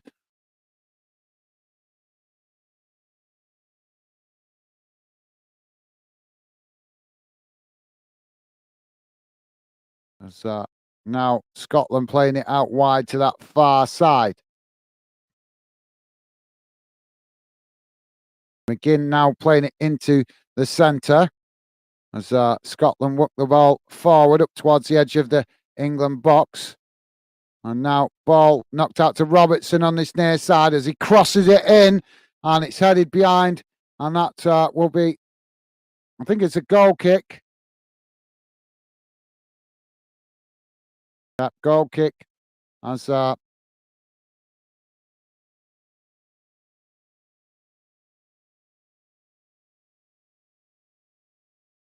McGinn just headed it over as he's tried to tilt his head down too much there. And it's ended up hitting partially his shoulder and his head. So Phil Foden coming off as Saka coming on. Whoa. Are you ready for Saka, Scotland? All right, now we're bringing on our secret weapon. I see Scotland fans booing because they know that Saka means pace in behind as Eze also coming on. But don't start singing too loud, Scotland. As now, as I say, we bring on our secret weapon, Saka. Really can cause some problems for Scotland with his pace, can't he, guys? And Joey saying, missed that then, as went to make a brew laugh out loud. No worries, Joey. Yeah, England have conceded a goal with a mistake from Harry Maguire. Ball played in. A good goal for Scotland, in fairness. They caused panic in the back line. Maguire tried to intercept it, but he's ended up scoring an own goal, mate. And now England have responded by bringing on our secret weapon in Saka. Get Saka on the ball. We know what pace he can, what his pace can do. It will terrify that Scottish back line.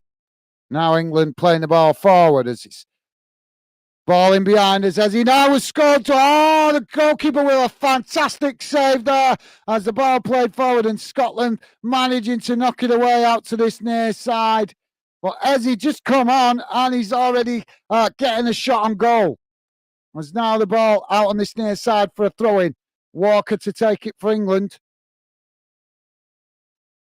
As now England with a possession on the halfway line.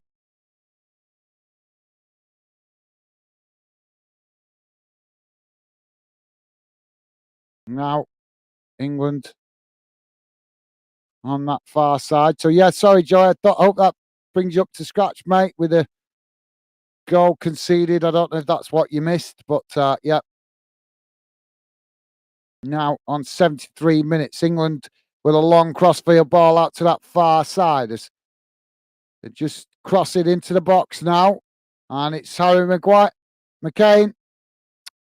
Kane at the back post, at this near side post, sorry, as he did control it, but I think he's got the offside flag there, or the foul. Yeah, foul on Billy Gilmore. And Joey saying, yeah, cheers, guys. No worries, mate. Thank you, Joey. I'm sorry you missed that, mate. But make sure you watch it in a bit because that's something you need to see, mate. If you get a chance to check it on the highlights on YouTube, have a look because there's going to be a lot of conversations about that. There's already conversations about him as a defender. United fans not happy with him, but now going to be big questions asked after he's made that mistake. In fairness, he had to try and intervene. He had to try and intercept it, but unlucky for him, he's not managed to intercept it in the right way, and it's pinged off him and gone in the back of the net. But there'll be a lot of criticism of him after this for Harry Maguire. It's now England play it back to the centre backs. So nice one, Joey. Thanks, mate. Appreciated. As now England with the possession on that far side. Now ball crossed out to this near side as the Scotland fans find their full voice again. England coming forward.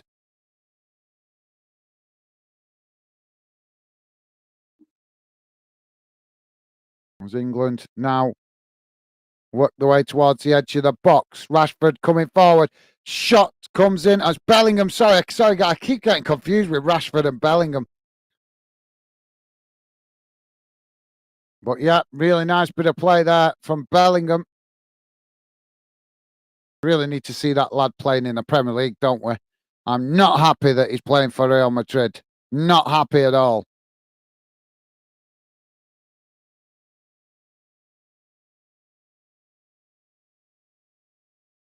Now England playing it out to that far side as it's played back to the halfway line. What do you think, Joey? Would you like to see Bellingham playing in the Premier League?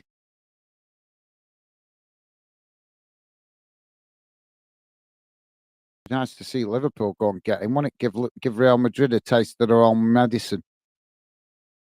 Go and bully them into selling a player.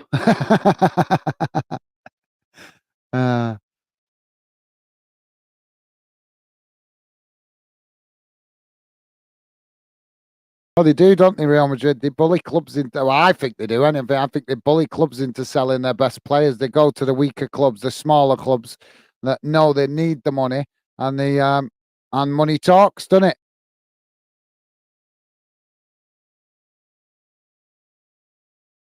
And Joey saying, yeah, Defo would have him at LFC. Got to agree, mate. He looks a talent, doesn't he? I'm gutted to see him playing for Real Madrid. Any other club in Europe, just not Real Madrid. And England now winning a foul. I think it's Billy Gilmore that's been given a yellow card here. Yeah, for Saka. See, told you guys, Saka would cause problems, and nobody knows that better than Kieran Tierney, as they are club teammates. So now Tierney going to be walking a tightrope for the remainder of the game, but I'm sure he knows Saka's danger very well after training with him and as a teammate for Arsenal. Now, what's the referee doing here?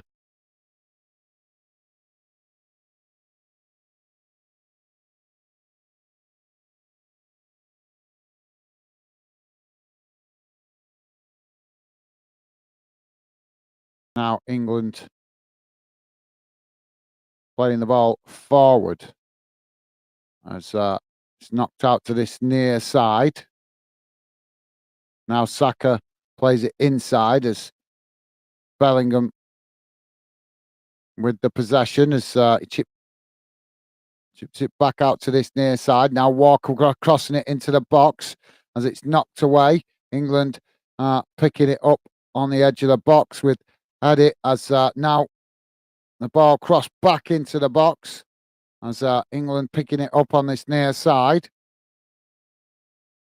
So now England trying to keep possession under pressure from Scotland as again the ball crossed in and Scotland forced to knock it out of play on that far side, and that's going to be a corner to England on the far side of the pitch. So yeah, thanks for that, Joey. I'd love to see him at Liverpool. He'd definitely add some quality. Well, not that you guys don't need quality. You guys got quality, but obviously you guys got just lost a few players in the transfer window. I would love to see him at Liverpool. That would be awesome to see him in the Premier League. And why would he not want to play for Liverpool? They've won the most European Cups in England, so why would he not want to play for Liverpool? If anything, that's the club. That's what makes me laugh. Oh, I want to play for United. Why? They've only won 2 European Cups. Go to Liverpool. They've won 6. And soon, United might be pushed even further down the pecking order if City keep flipping chipping away at their achievements. We'll have to take some doing to catch Liverpool up, though, won't they? Liverpool with good trophy haul in domestically and in Europe.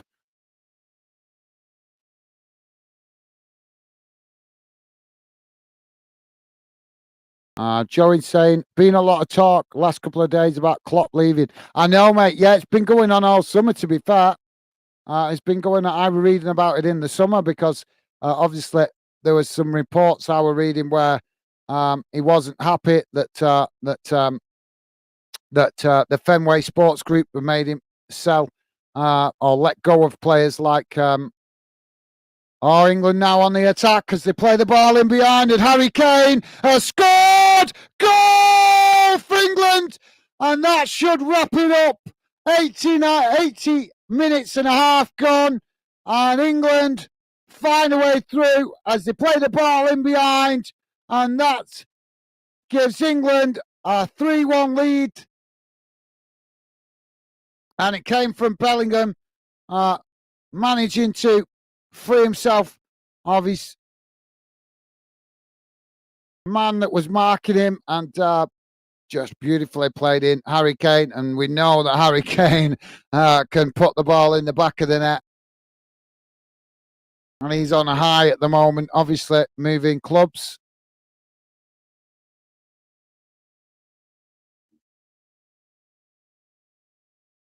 Joey's saying, get in. Thank you, Joey. I know. Sorry, Scotland. Tough love, unfortunately. We love you, but when it comes to England, Scotland, we've got to remind you that we are a force to be reckoned with. As Billy, oh sorry, it's McGinn coming off. As Tierney going off as well. Armstrong coming on, and now ball played forward for Scotland as a challenge comes in, and that will be a foul. Scotland now with a free kick as they tried to take it quickly, but the referee has made them pull it back. Ferguson also coming on for Scotland, guys. So yeah, thanks, Joey. Yep, absolutely, mate. Get him.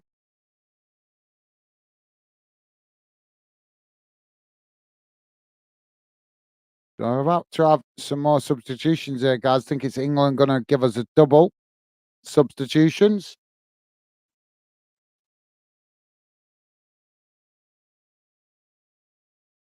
So Scotland have got a free kick here in a dangerous position on that far side, but good opportunity about 35 yards out. Ball comes in now. It's deep towards this near post. And it's just knocked out of play there as Scotland trying to head it back across the face of goal. But couldn't get any accuracy with that, and it's gone out behind for a goal kick. Harry Kane coming off. As he just give the Harry Maguire the captaincy? That's not exactly a good idea after what we've just seen him do. So Kane coming off. And it's Wilson coming on. Bellingham coming off.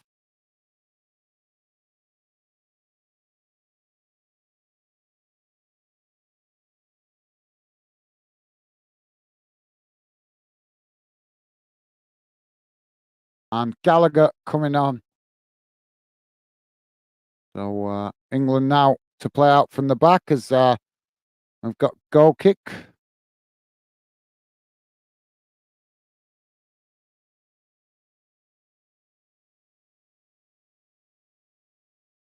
Ball kick long up the field as the referee blows for a foul, and that will be a free kick to Scotland. Scotland taking it quickly as they eventually play it back to the goalkeeper.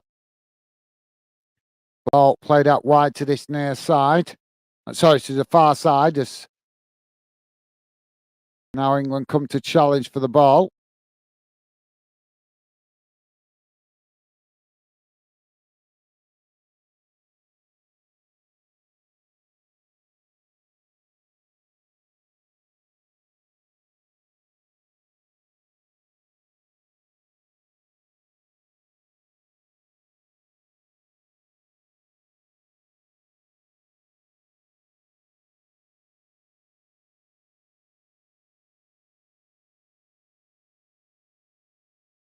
So Scotland now with the possession on that far side.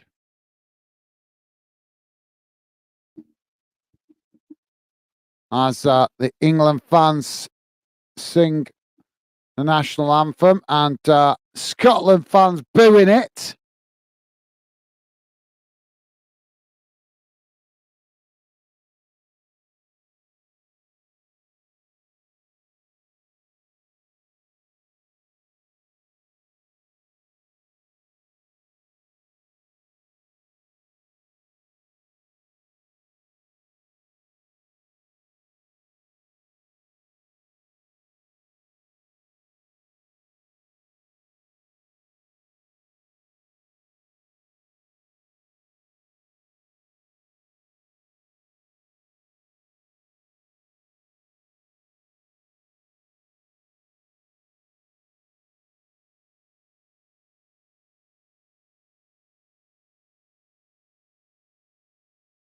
So England just knocking it about at the moment as they play it out wide to this near side.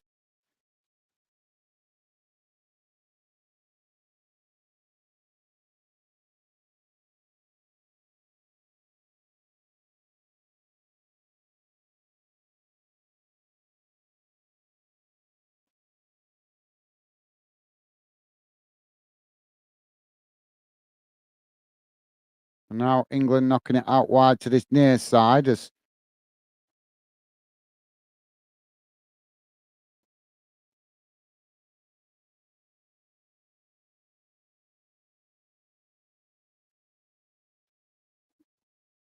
now the referee blowing for a free kick because challenge in the centre circle.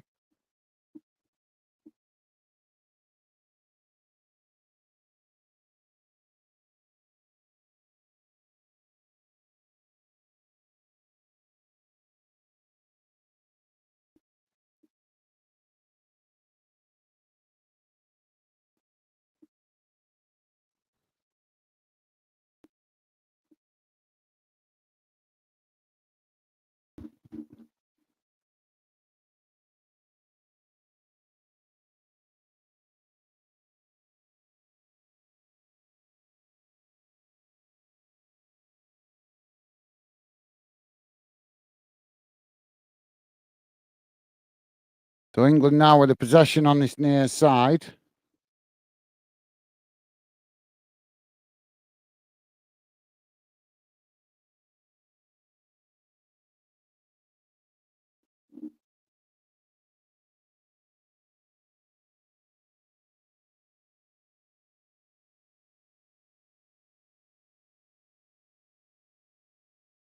And now,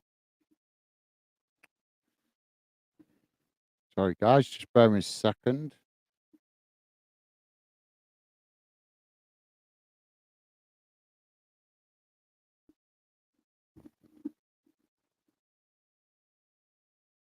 Sorry about that, guys. It was just quickly.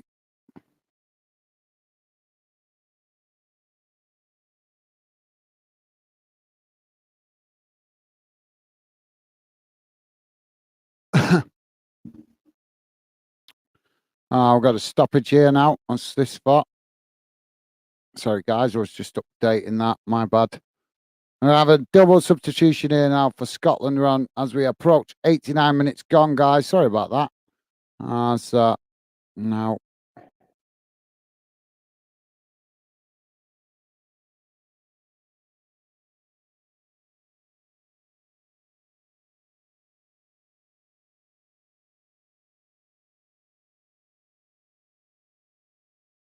Robertson to throw the ball in from this near side. It's ball thrown long. Hickey coming off. And it's Patterson coming on for Scotland as England managed to knock the ball away up the field as challenged by both sets of players. Now Scotland regain possession as the ball played out on that far side and it's gone out for the referee's brought it back for the foul. So it's going to be a free kick to Scotland midway inside their own half out on that far side. And it's now Scotland play the ball into the middle, but England have snuck in there to steal it back as they tried to play the ball in behind. And it goes back to the Scotland goalkeeper. So 3 minutes added on, guys, at the end of full time. Now ball knocked up the field as England with the possession. Now England knocking it out wide to that far side as Scotland try to challenge for the ball. Notice some empty seats now in the stadium. And so some of the Scotland fans have already left.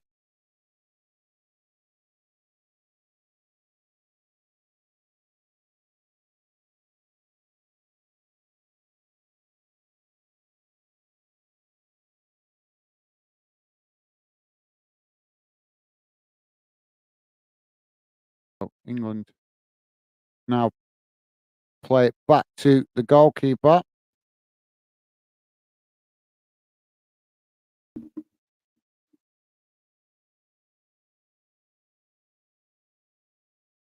And Dave's saying it's been great again, Gaz and Stevie, and I'll see you all soon. Okay, Dave, no worries, mate. Well, we are staying on for extra half an hour after the game so I can read out you guys' comments, your thoughts on the game. But yeah, no worries, Dave. If you need to jump off, no worries, mate.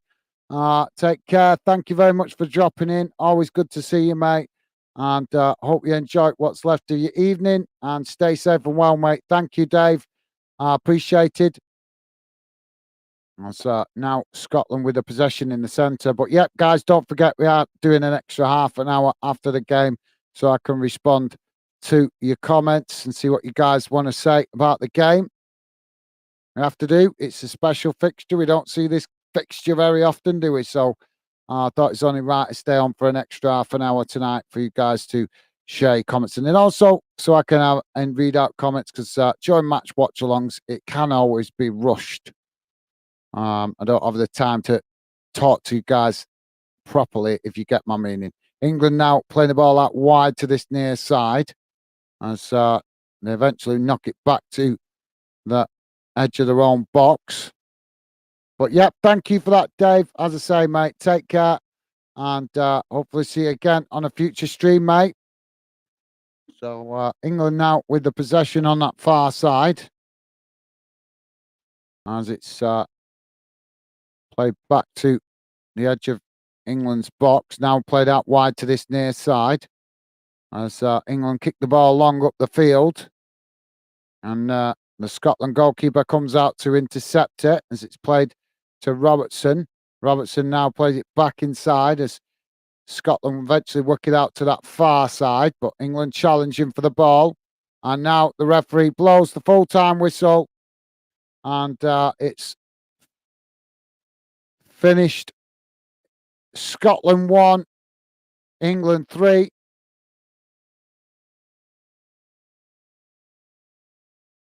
As there are going to be big question marks asked about Harry Maguire after that defensive mistake, but you guys can share your thoughts on that. So, as I say, guys, I'm going to quickly read out the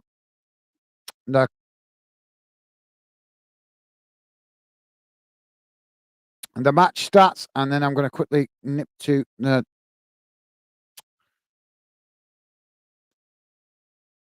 and I'll be reading out your comments, guys. So just bear with me a second. Let's get rid of that.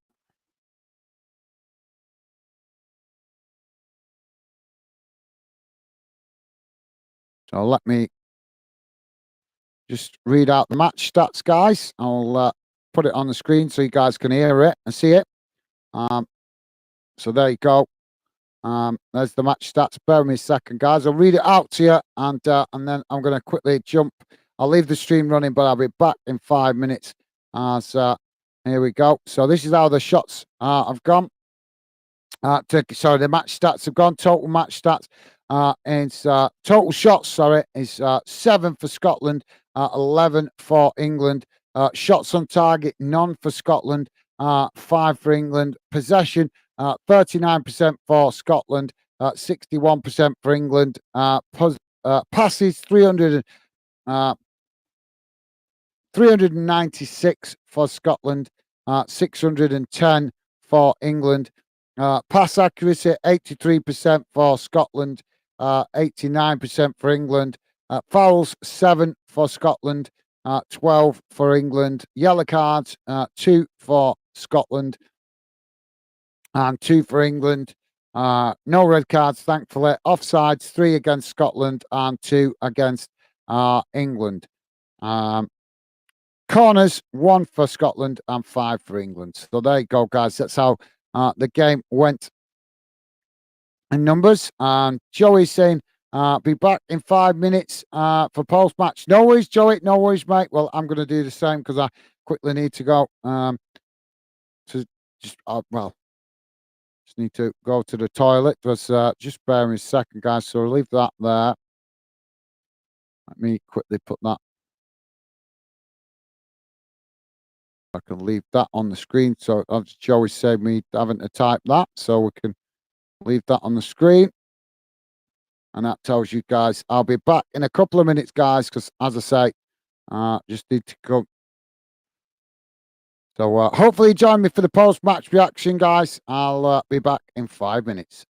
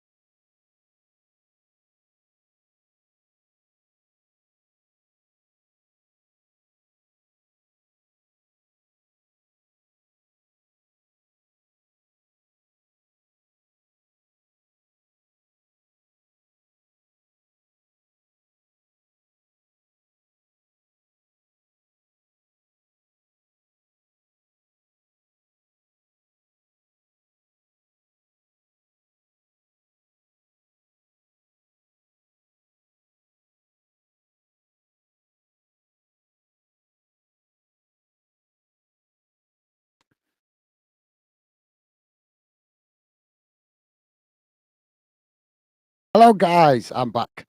So, as we can see, England have won away at Hampden Park against Scotland in the 150th anniversary game. England coming out on top 3-1. Credit to Scotland as they did try. They made a game of it, but obviously the score and the performance reflects the gaps, if you like, between the two teams, guys. Scotland fans, you should be still proud of your team. You guys doing really well in the qualifiers. But as I say, England coming out on top quite comfortably, as we would expect, with the fact that England just have much more talented players to choose from. But we've got to say, guys, one thing I think with Scotland that they're seriously missing is a real killer striker. That's clearly obvious. They've got Shankland, although I don't think he's been unavailable for the last two internationals. As he didn't play today. I'm not sure why he's been unavailable, but I know he did play in the last round of international fixtures, but he hasn't been available for Scotland in this international break. But the question is, even if he had been available, Shankland, would he have made that much difference? Excuse me, would he have made that much difference for Scotland? I don't think he would have made a massive difference. As it was clear that, from my point of view, guys, England was showing a reaction to the poor defeat that they suffered. The poor performance they put in the other day against Ukraine, and obviously getting a draw out of that wasn't seen as satisfactory. Got a lot of criticism for that, and as we know, when England get a lot of criticism in the media, there's normally reaction. But if anything, guys, it's a way for Scotland to develop and improve. They need this kind of game. They're going to compete more regular in tournaments, which is what they're aspiring to do. They need this kind of game against England, and obviously, even if they play the French, if Scotland play the French, they play the Spanish, they play the Germans. It's a different style of play, like as we saw when Scotland beat Spain. Scotland did really well that night. They used what is their strengths to obviously take advantage of Spain's weaknesses, if you like, because Spain not as used to playing that physical style of football when they played them. But like I say, England is probably the perfect preparation for Scotland to get ready for tournaments, in my opinion, because Scotland and England just have when they play each other, the intensity is just on a completely different level to what you would get, like for example, Scotland v Spain, for example, because Spain's style of play is completely different.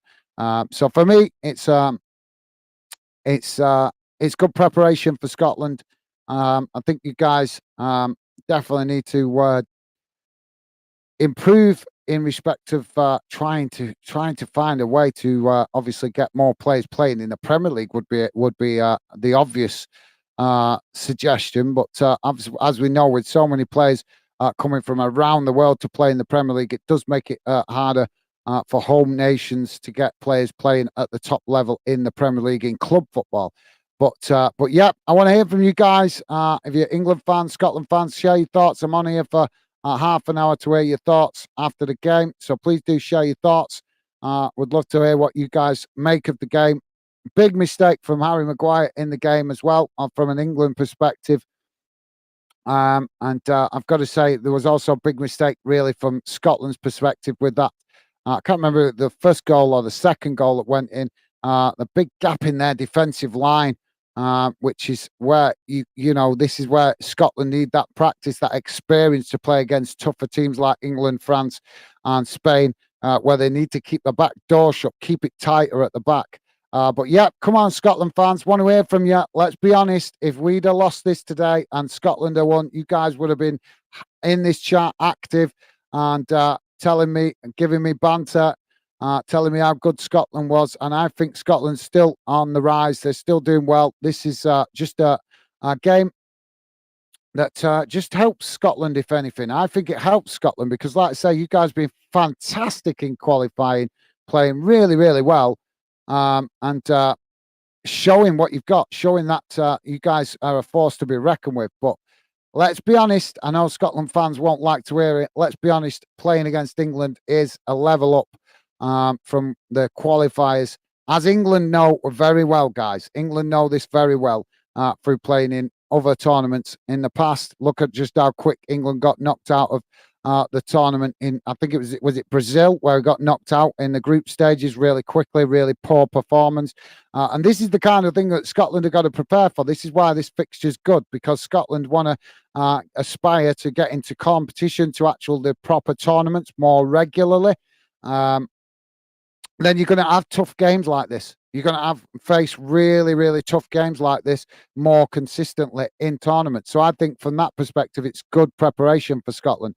But like I said, guys, I want to hear from you what your thoughts are, especially if you're a Scotland fan. Come on, Scotland fans, because as I just said, if you guys had won this, you would certainly be active in this chat. So you guys...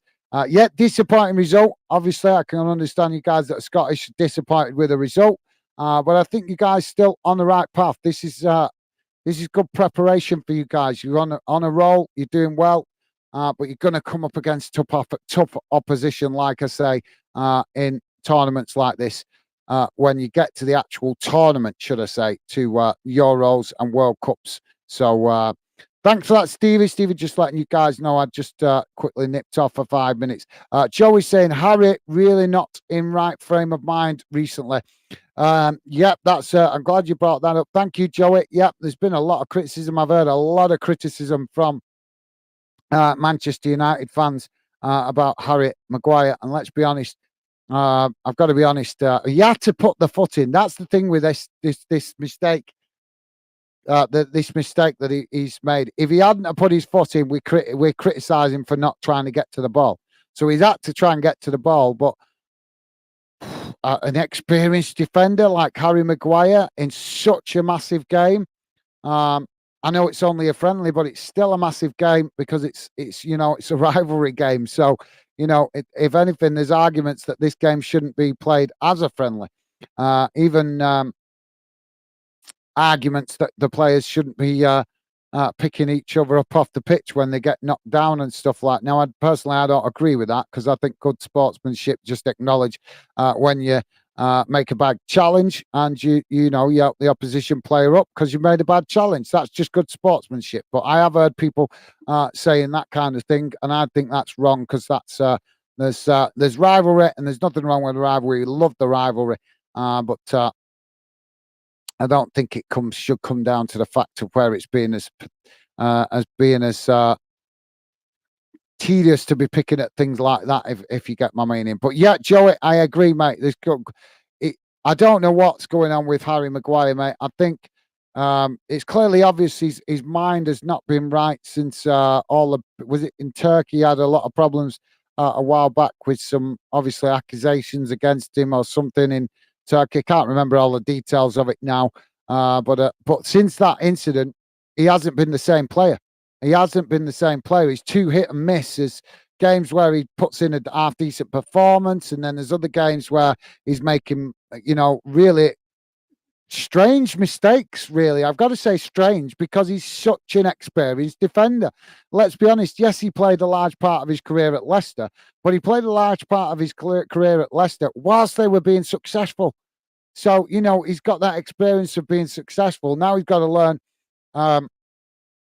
how he gets over this, because no offense, but he's already lost the captaincy for Manchester United, and that is a massive indication to him that I would say, without saying it, obviously I'm reading between the lines here, guys, but I would say the fact the manager has took the captaincy off him and still keeping him in the team, still wanting to play him, I would say that's an indication that the manager's saying, I'm taking the captaincy off you because I want you to concentrate on your own performances.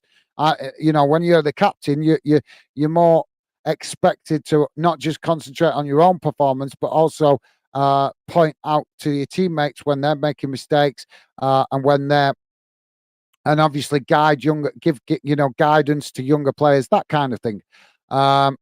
So for me, when the manager takes the captaincy off you, that's what they're saying. They're saying, concentrate on your own game. I want you to concentrate on your own game, and let me, or the other captain I select, worry about the rest of the team. You just get yourself focused on your own game and get back to your best. I think that's what Ten Hag is saying to Harry Maguire by taking the captaincy off. He's not saying I've lost faith in you. He's just saying I feel as a manager that I've identified that you need to concentrate on your own game, not on being captain. Take that burden off him. At the moment, it doesn't seem to be making any difference, does it? I don't know. Let me know what you guys think, because obviously we're going to criticise Harry Maguire. That was a foolish mistake to make. What I can't understand is he needed to put the foot in, but why is he found himself in where he's stretching to get to it? I don't get that, because he's such an experienced defender. But we keep seeing it, don't we, guys? We do keep seeing it. We can't just give criticism to Harry Maguire, because we've even seen Virgil van Dijk, another experienced defender. We've seen him have bad games and make silly mistakes from what you wouldn't expect to see from such a high-profile, experienced defender. But I think the argument against Harry Maguire is that he's making a lot more mistakes more consistently. So, yeah, let me know your thoughts on it. Joey is saying, agreed, guys, think that's wrong. Yeah, I know. I've just heard it's, what's he called now? I've forgotten his name now. The pundit on Sky, actually, former Liverpool player. I forgot his name now. He's gone out me. I'm rubbish at remembering names.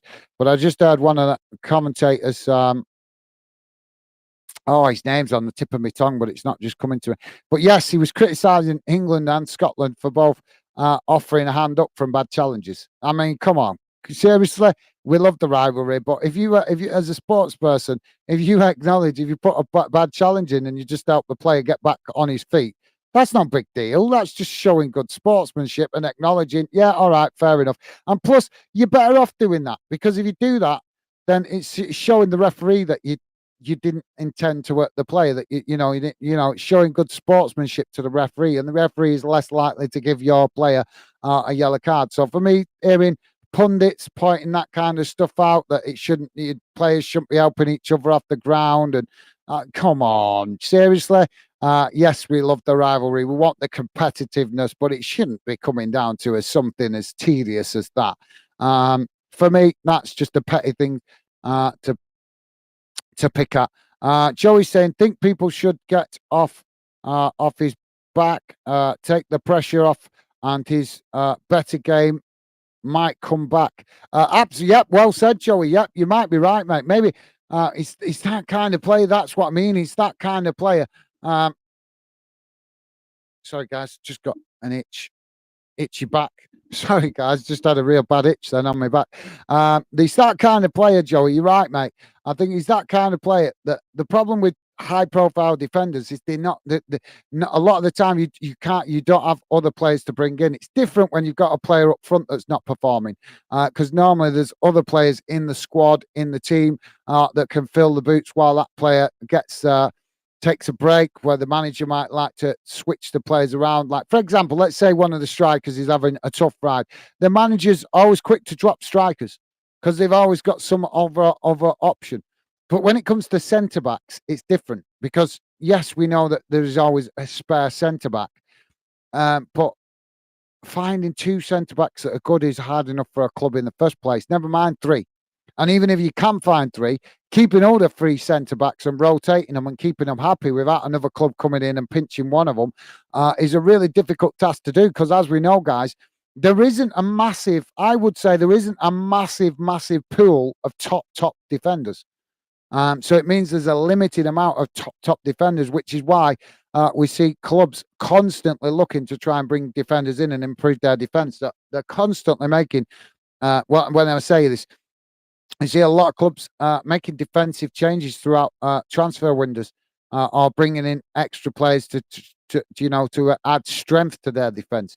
But this is my point. If you've got three top defenders, the chances are you're not, even the top clubs like Man United, Liverpool, Man City, Chelsea, Rangers, Glasgow, Rangers, Celtic, these kind of clubs, even they would struggle to keep hold of three top defenders, because you've got to rotate them to keep them happy. And then if you're not, all it means is one player gets the ump thinking he's not getting a fair amount of game time, and that player's then wanting to leave. And there's always going to be other clubs want to come and pinch those players because they're, like I said, because there's a limited amount of top defenders.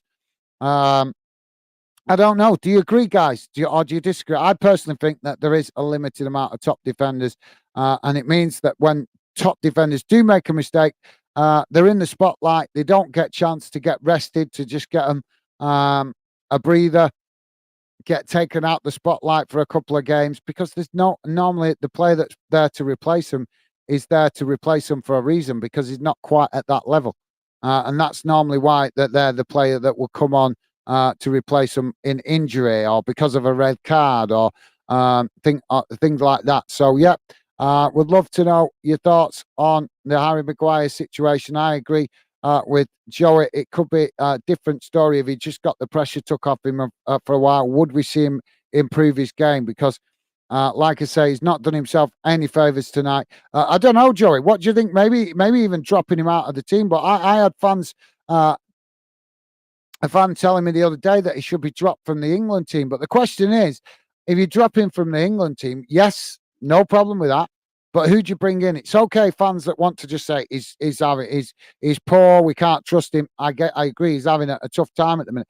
But who do you bring in to replace him? This is the problem. Even England, with the resources they've got at their disposal, a lot of talented players coming through, and England obviously have good options. But in defence, do we really have that many options? I don't think we have loads of options of top defenders to replace defenders that are not playing at their best at the minute, like Harry Maguire. Now, I agree, Harry Maguire probably could do with a rest from international football because his form is in question. He's getting a lot of criticism from the Man United fans. So maybe it would be beneficial for him if he did have a break from international football, just concentrate on his club football, concentrate on getting back to his best. And then we might see him get back to his best. And that's exactly what England need. They need him at his best, not while his performances are questionable. Joey's saying, yeah, I think you might have a good point. Thank you, Joey. Thank you. Yeah, well, like I say, mate, I think if he, I'm presuming right, meaning to with regards to dropping him from the international team, that could help him. Or Joey could be meaning with regards to the fact of the limited amount of players available for defence. But come on, guys, want to hear from you? Please do drop your comments in. Let me know your thoughts, especially if you're a Scotland fan. Want to hear from you. Don't be hiding, guys. Come on. Be proud of your team. Yes, you lost tonight, but you guys been doing fantastic in the qualifiers. So we want to hear from you. We want to hear how you feel you can close the gap on teams like England and get better more consistently. You guys put in a fantastic performance against Spain, as I said earlier. But obviously, as you guys, I don't need to tell you guys that are Scottish, that kind of performance doesn't come around enough for Scotland. So how do you guys close the gap? Do you feel it's a limited amount of options for players? Do you feel like it's that you're just missing a certain piece in the team? For example, you guys have got a few players now playing back in the Premier League, which is obviously definitely helped you guys improve. Those players coming through for the Scotland national team development has been fantastic. The likes of Andy Robertson, Kieran Tierney, Billy Gilmore. Still, I think questions to be asked of Billy Gilmore, because he's obviously he's not been showing his best form since he's been moving about with clubs. But there is still a top player there if a manager can find a way how to get the best out of him. But yeah, if you're a Scotland fan, let us know your thoughts. How do you get better? How do you more consistently show the kind of performances we've seen from you in qualifiers, and how do you adjust? How do you adjust to coming up against opposition like Spain and England more regularly? Would love to hear from you guys if you're a Scotland fan. So it's not looking like we're going to get a lot of Scotland fans in, is it? They're hiding, which is really, really disappointing. I always seen you guys as true football fans. And I know that if this game had gone the other way, I would be getting bombarded now with Scotland fans giving me banter, and they're all hiding. What's this all about? All hiding. If you'd have won tonight, you'd all be in here giving it large, and giving me banter, saying how great you are and how we're this, that, and the other, and yet not one Scotland fan in the chat. Now you guys have lost, and you have lost honourably, guys. You've lost honourably. It was you competed, you tried, but at the end of the day, England just got they've got the luxury of a lot more talent in the squad. It's as simple as that. So no shame in the result from Scotland's point of view, in my opinion. But if you guys feel that you have and you want to hide, that's up to you. But I don't feel you have a reason to hide. So come on, Scotland fans, show that you've got some backbone, that you can give it and take it, whether you're winning or losing. So, guys, let me quickly go over the results that from the other qualifying games. Obviously, England, Scotland tonight was a friendly, but we've had some Euro qualifiers, so I'm going to read out the full-time results, guys. In Group A, Norway have won 2-1 against Georgia. Spain with a 6-0 win against Cyprus. In Group C, Italy 2, Ukraine 1, and Malta 0, North Macedonia 2. In Group F, Belgium 5, Estonia 0, and Sweden 1, Austria 3. In Group I, Israel 1, Belarus 0, Romania 0, Kosovo 0. That Romania-Kosovo game is still playing. It's on 69 minutes. All the other games are full-time results. And Switzerland won 3-0 against Andorra. International friendlies, guys. China lost 1-0 to Syria earlier on today. Japan 4, Turkey 2, Kenya 0, South Sudan 1, Costa Rica 1, United Arab Emirates 4, South Africa 1, DB Congo 0, Qatar 1, Football Union of Russia 1, Iran 4, Angola 0, Azerbaijan 2, Jordan 1, and Ghana 3, Liberia 1, Saudi Arabia 0, South Korea 1, and Egypt 1, Tunisia 3, Morocco 1, Burkina Faso 0, Scotland 1, England 3, as you guys know. Ivory Coast 0, Malay 0. That game is at half time. And Germany 2, France 1, Senegal 0, and Algeria 1. So that brings you bang up to date with all the international fixtures, guys. There is also one late night international friendly tonight as Mexico taking on Uzbekistan at midnight. EFL trophy games, guys, in club football. There's been a couple of games in the EFL trophy in England tonight. Peterborough United 2, Cambridge United 0, and Notts County 1, Wolverhampton Wanderers under 21s 2. So that brings you bang up to date, guys. There is also been a load of Euro under 21s qualifiers as well, but obviously I will leave that for another time. Joey saying all in hiding, mate. I know, looks that way. I stayed on. I thought we'd have more fans coming wanting to talk about this game, but it doesn't appear so, does it? And definitely Scotland fans in hiding. What's that all about? What's that all about? I'm sorry, Scotland fans, but I got to give it you because you deserve it. You come on here.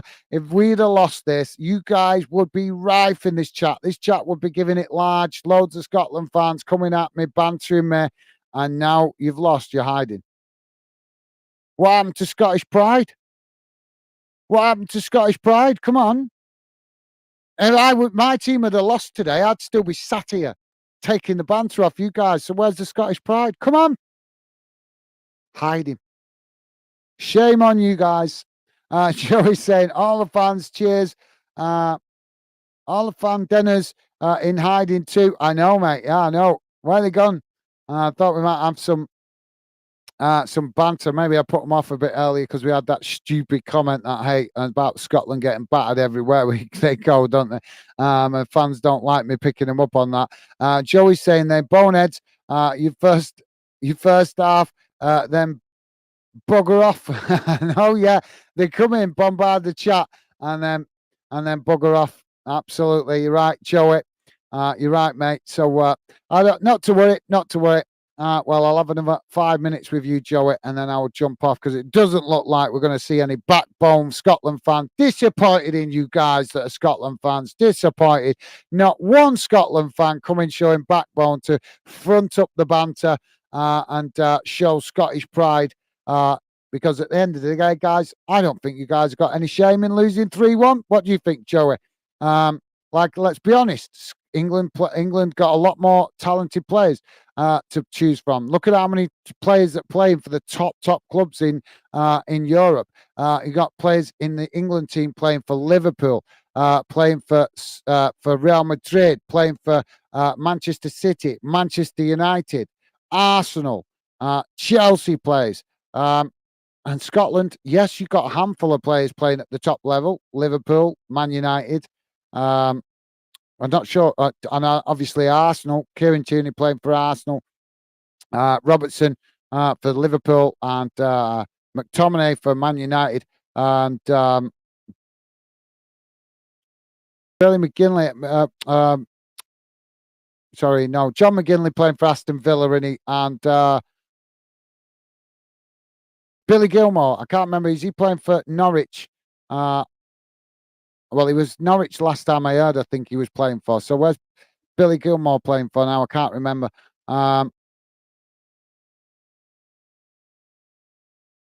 Well said, Joey. Absolutely, mate. Well said, Joey. See, this is it. Scotland fans. There's two English fans here. Me and Joey both saying you guys not at all. This Joey saying not at all. They should be proud, and I agree, mate. I agree. So I don't understand why we got no Scottish fans coming talking to us in the chat. They should be proud. Yes, disappointing you guys lose. But at the end of the day, you know, like I said to you guys before, there was always going to be a higher in tempo from England because England put in such a poor performance the other day against Ukraine. So they got heavily criticised. We see it all the time when England get heavily criticised for a poor performance. There's a reaction because the English media are ruthless when it comes to England and criticism. So I think that made it a little bit harder for you guys today. But you still come out with only a 3-1 defeat. And considering how well you guys have been playing in the international qualifiers for the Euros, I think you guys should have your heads held high. Anybody can lose one game. So, yeah, disappointed, guys. I'm disappointed with you guys that are Scottish fans not coming on. Joey's saying, think it's Brighton Billy plays for. Thank you, Joey. Yeah, I think it is, mate. I think you're right. Let me quickly check who he plays for so we can get it right. I'll quickly check, mate. Billy Gilmore. Who does he play for? I know he was playing for Norwich, wasn't he? Yeah, I think, yeah, spot on, Joey. Yeah, you're right, mate. Well said. Joey's spot on with it. So it's current team, Brighton and Hove Albion. Yeah. And obviously a Scottish international. So, yeah, well spotted, Joey. Just seeing if I can see how many appearances he's made it for. No, it's not telling me.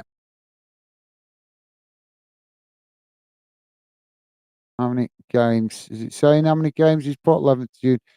Billy Gilmore, born and blah, blah, blah, in a Scotland, professional player, blah, blah, blah, blah, blah, blah. Bill Gilmore spent 3 months at a young age with Celtic before moving to Rangers. Whoa, I never knew that. That's quite. How often do we see that, guys? And that from Scottish players moving from Celtic to Rangers, but Billy Gilmore did, where he developed in the club's academy and trained with the first team squad at the age of 15. He joined Chelsea in 2017 after turning down a professional contract with Rangers. Gilmore made 22 appearances for the Blues and was on the bench for the UEFA Champions League and FA Cup final in 2021. He spent a season on loan at Norwich City, where the club were relegated before he signed with Brighton and Hove Albion on a permanent basis in September 2022. So, yeah. No, it's not telling me how many appearances he's made. Let's see if we can see it down here. Have we got it? Oh, hang on a minute.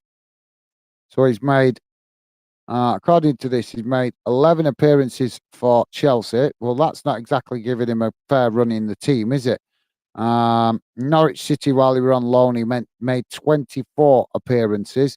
And while he's been at Brighton, he's made 18 appearances. But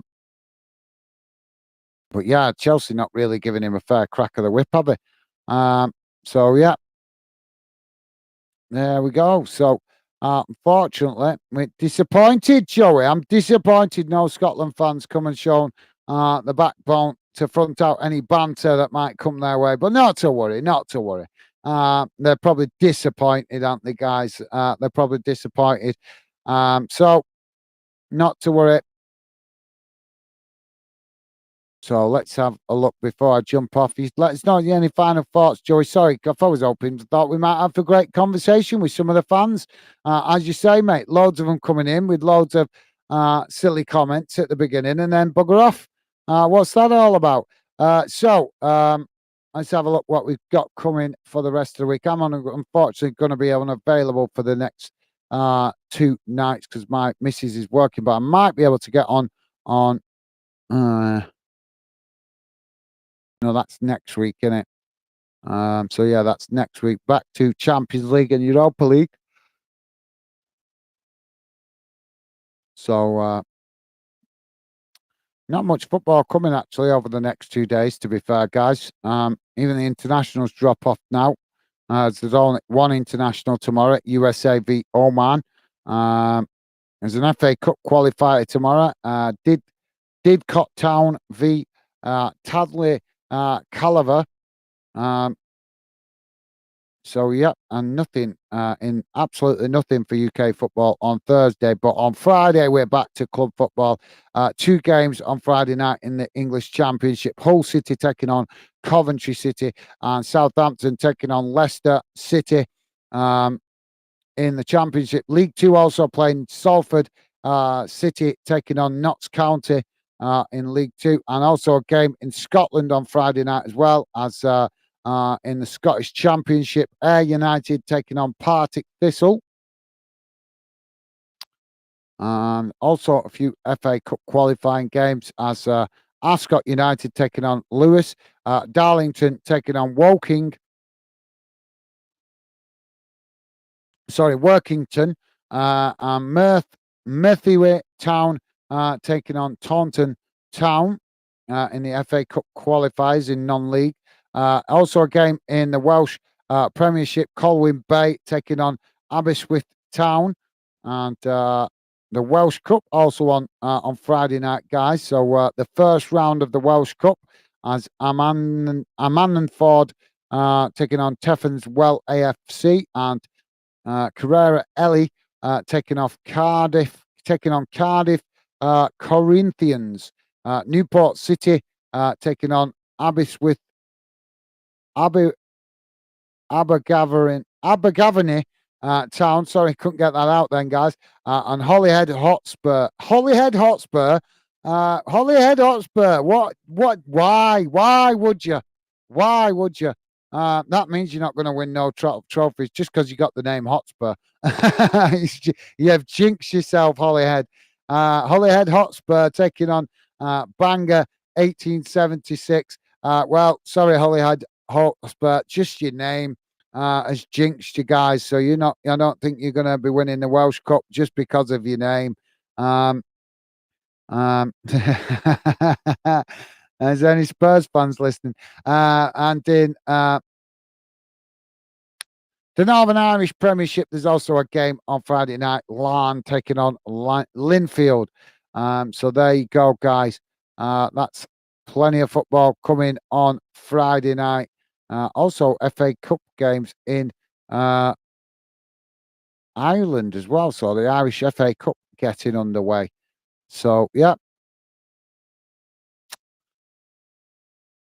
Joey's saying, cheers, guys. Let's let you go. Guess rested up. Catch you Friday. Thank you, Joey. Absolutely, yep, mate. Thank you. Always a pleasure to have you involved, mate. Sorry we didn't have as good a chat as I was expecting. I thought there might be a few of the Fanden community wanting to come and have their say on the game, but I suppose that's partly my fault as well, mate, because I don't get to do much of the post-match reactions. But we will be trying to make more effort with that over this season and try and do some post-match shows so you guys can start to get to know that we do that as well. So thank you, Joey. Enjoy the rest of your evening as well, mate. And thank you very much, as always. Always appreciate your fantastic conversation and support as well, mate. Joey also saying, think you might need to promote. Promote if you're going to start doing post match.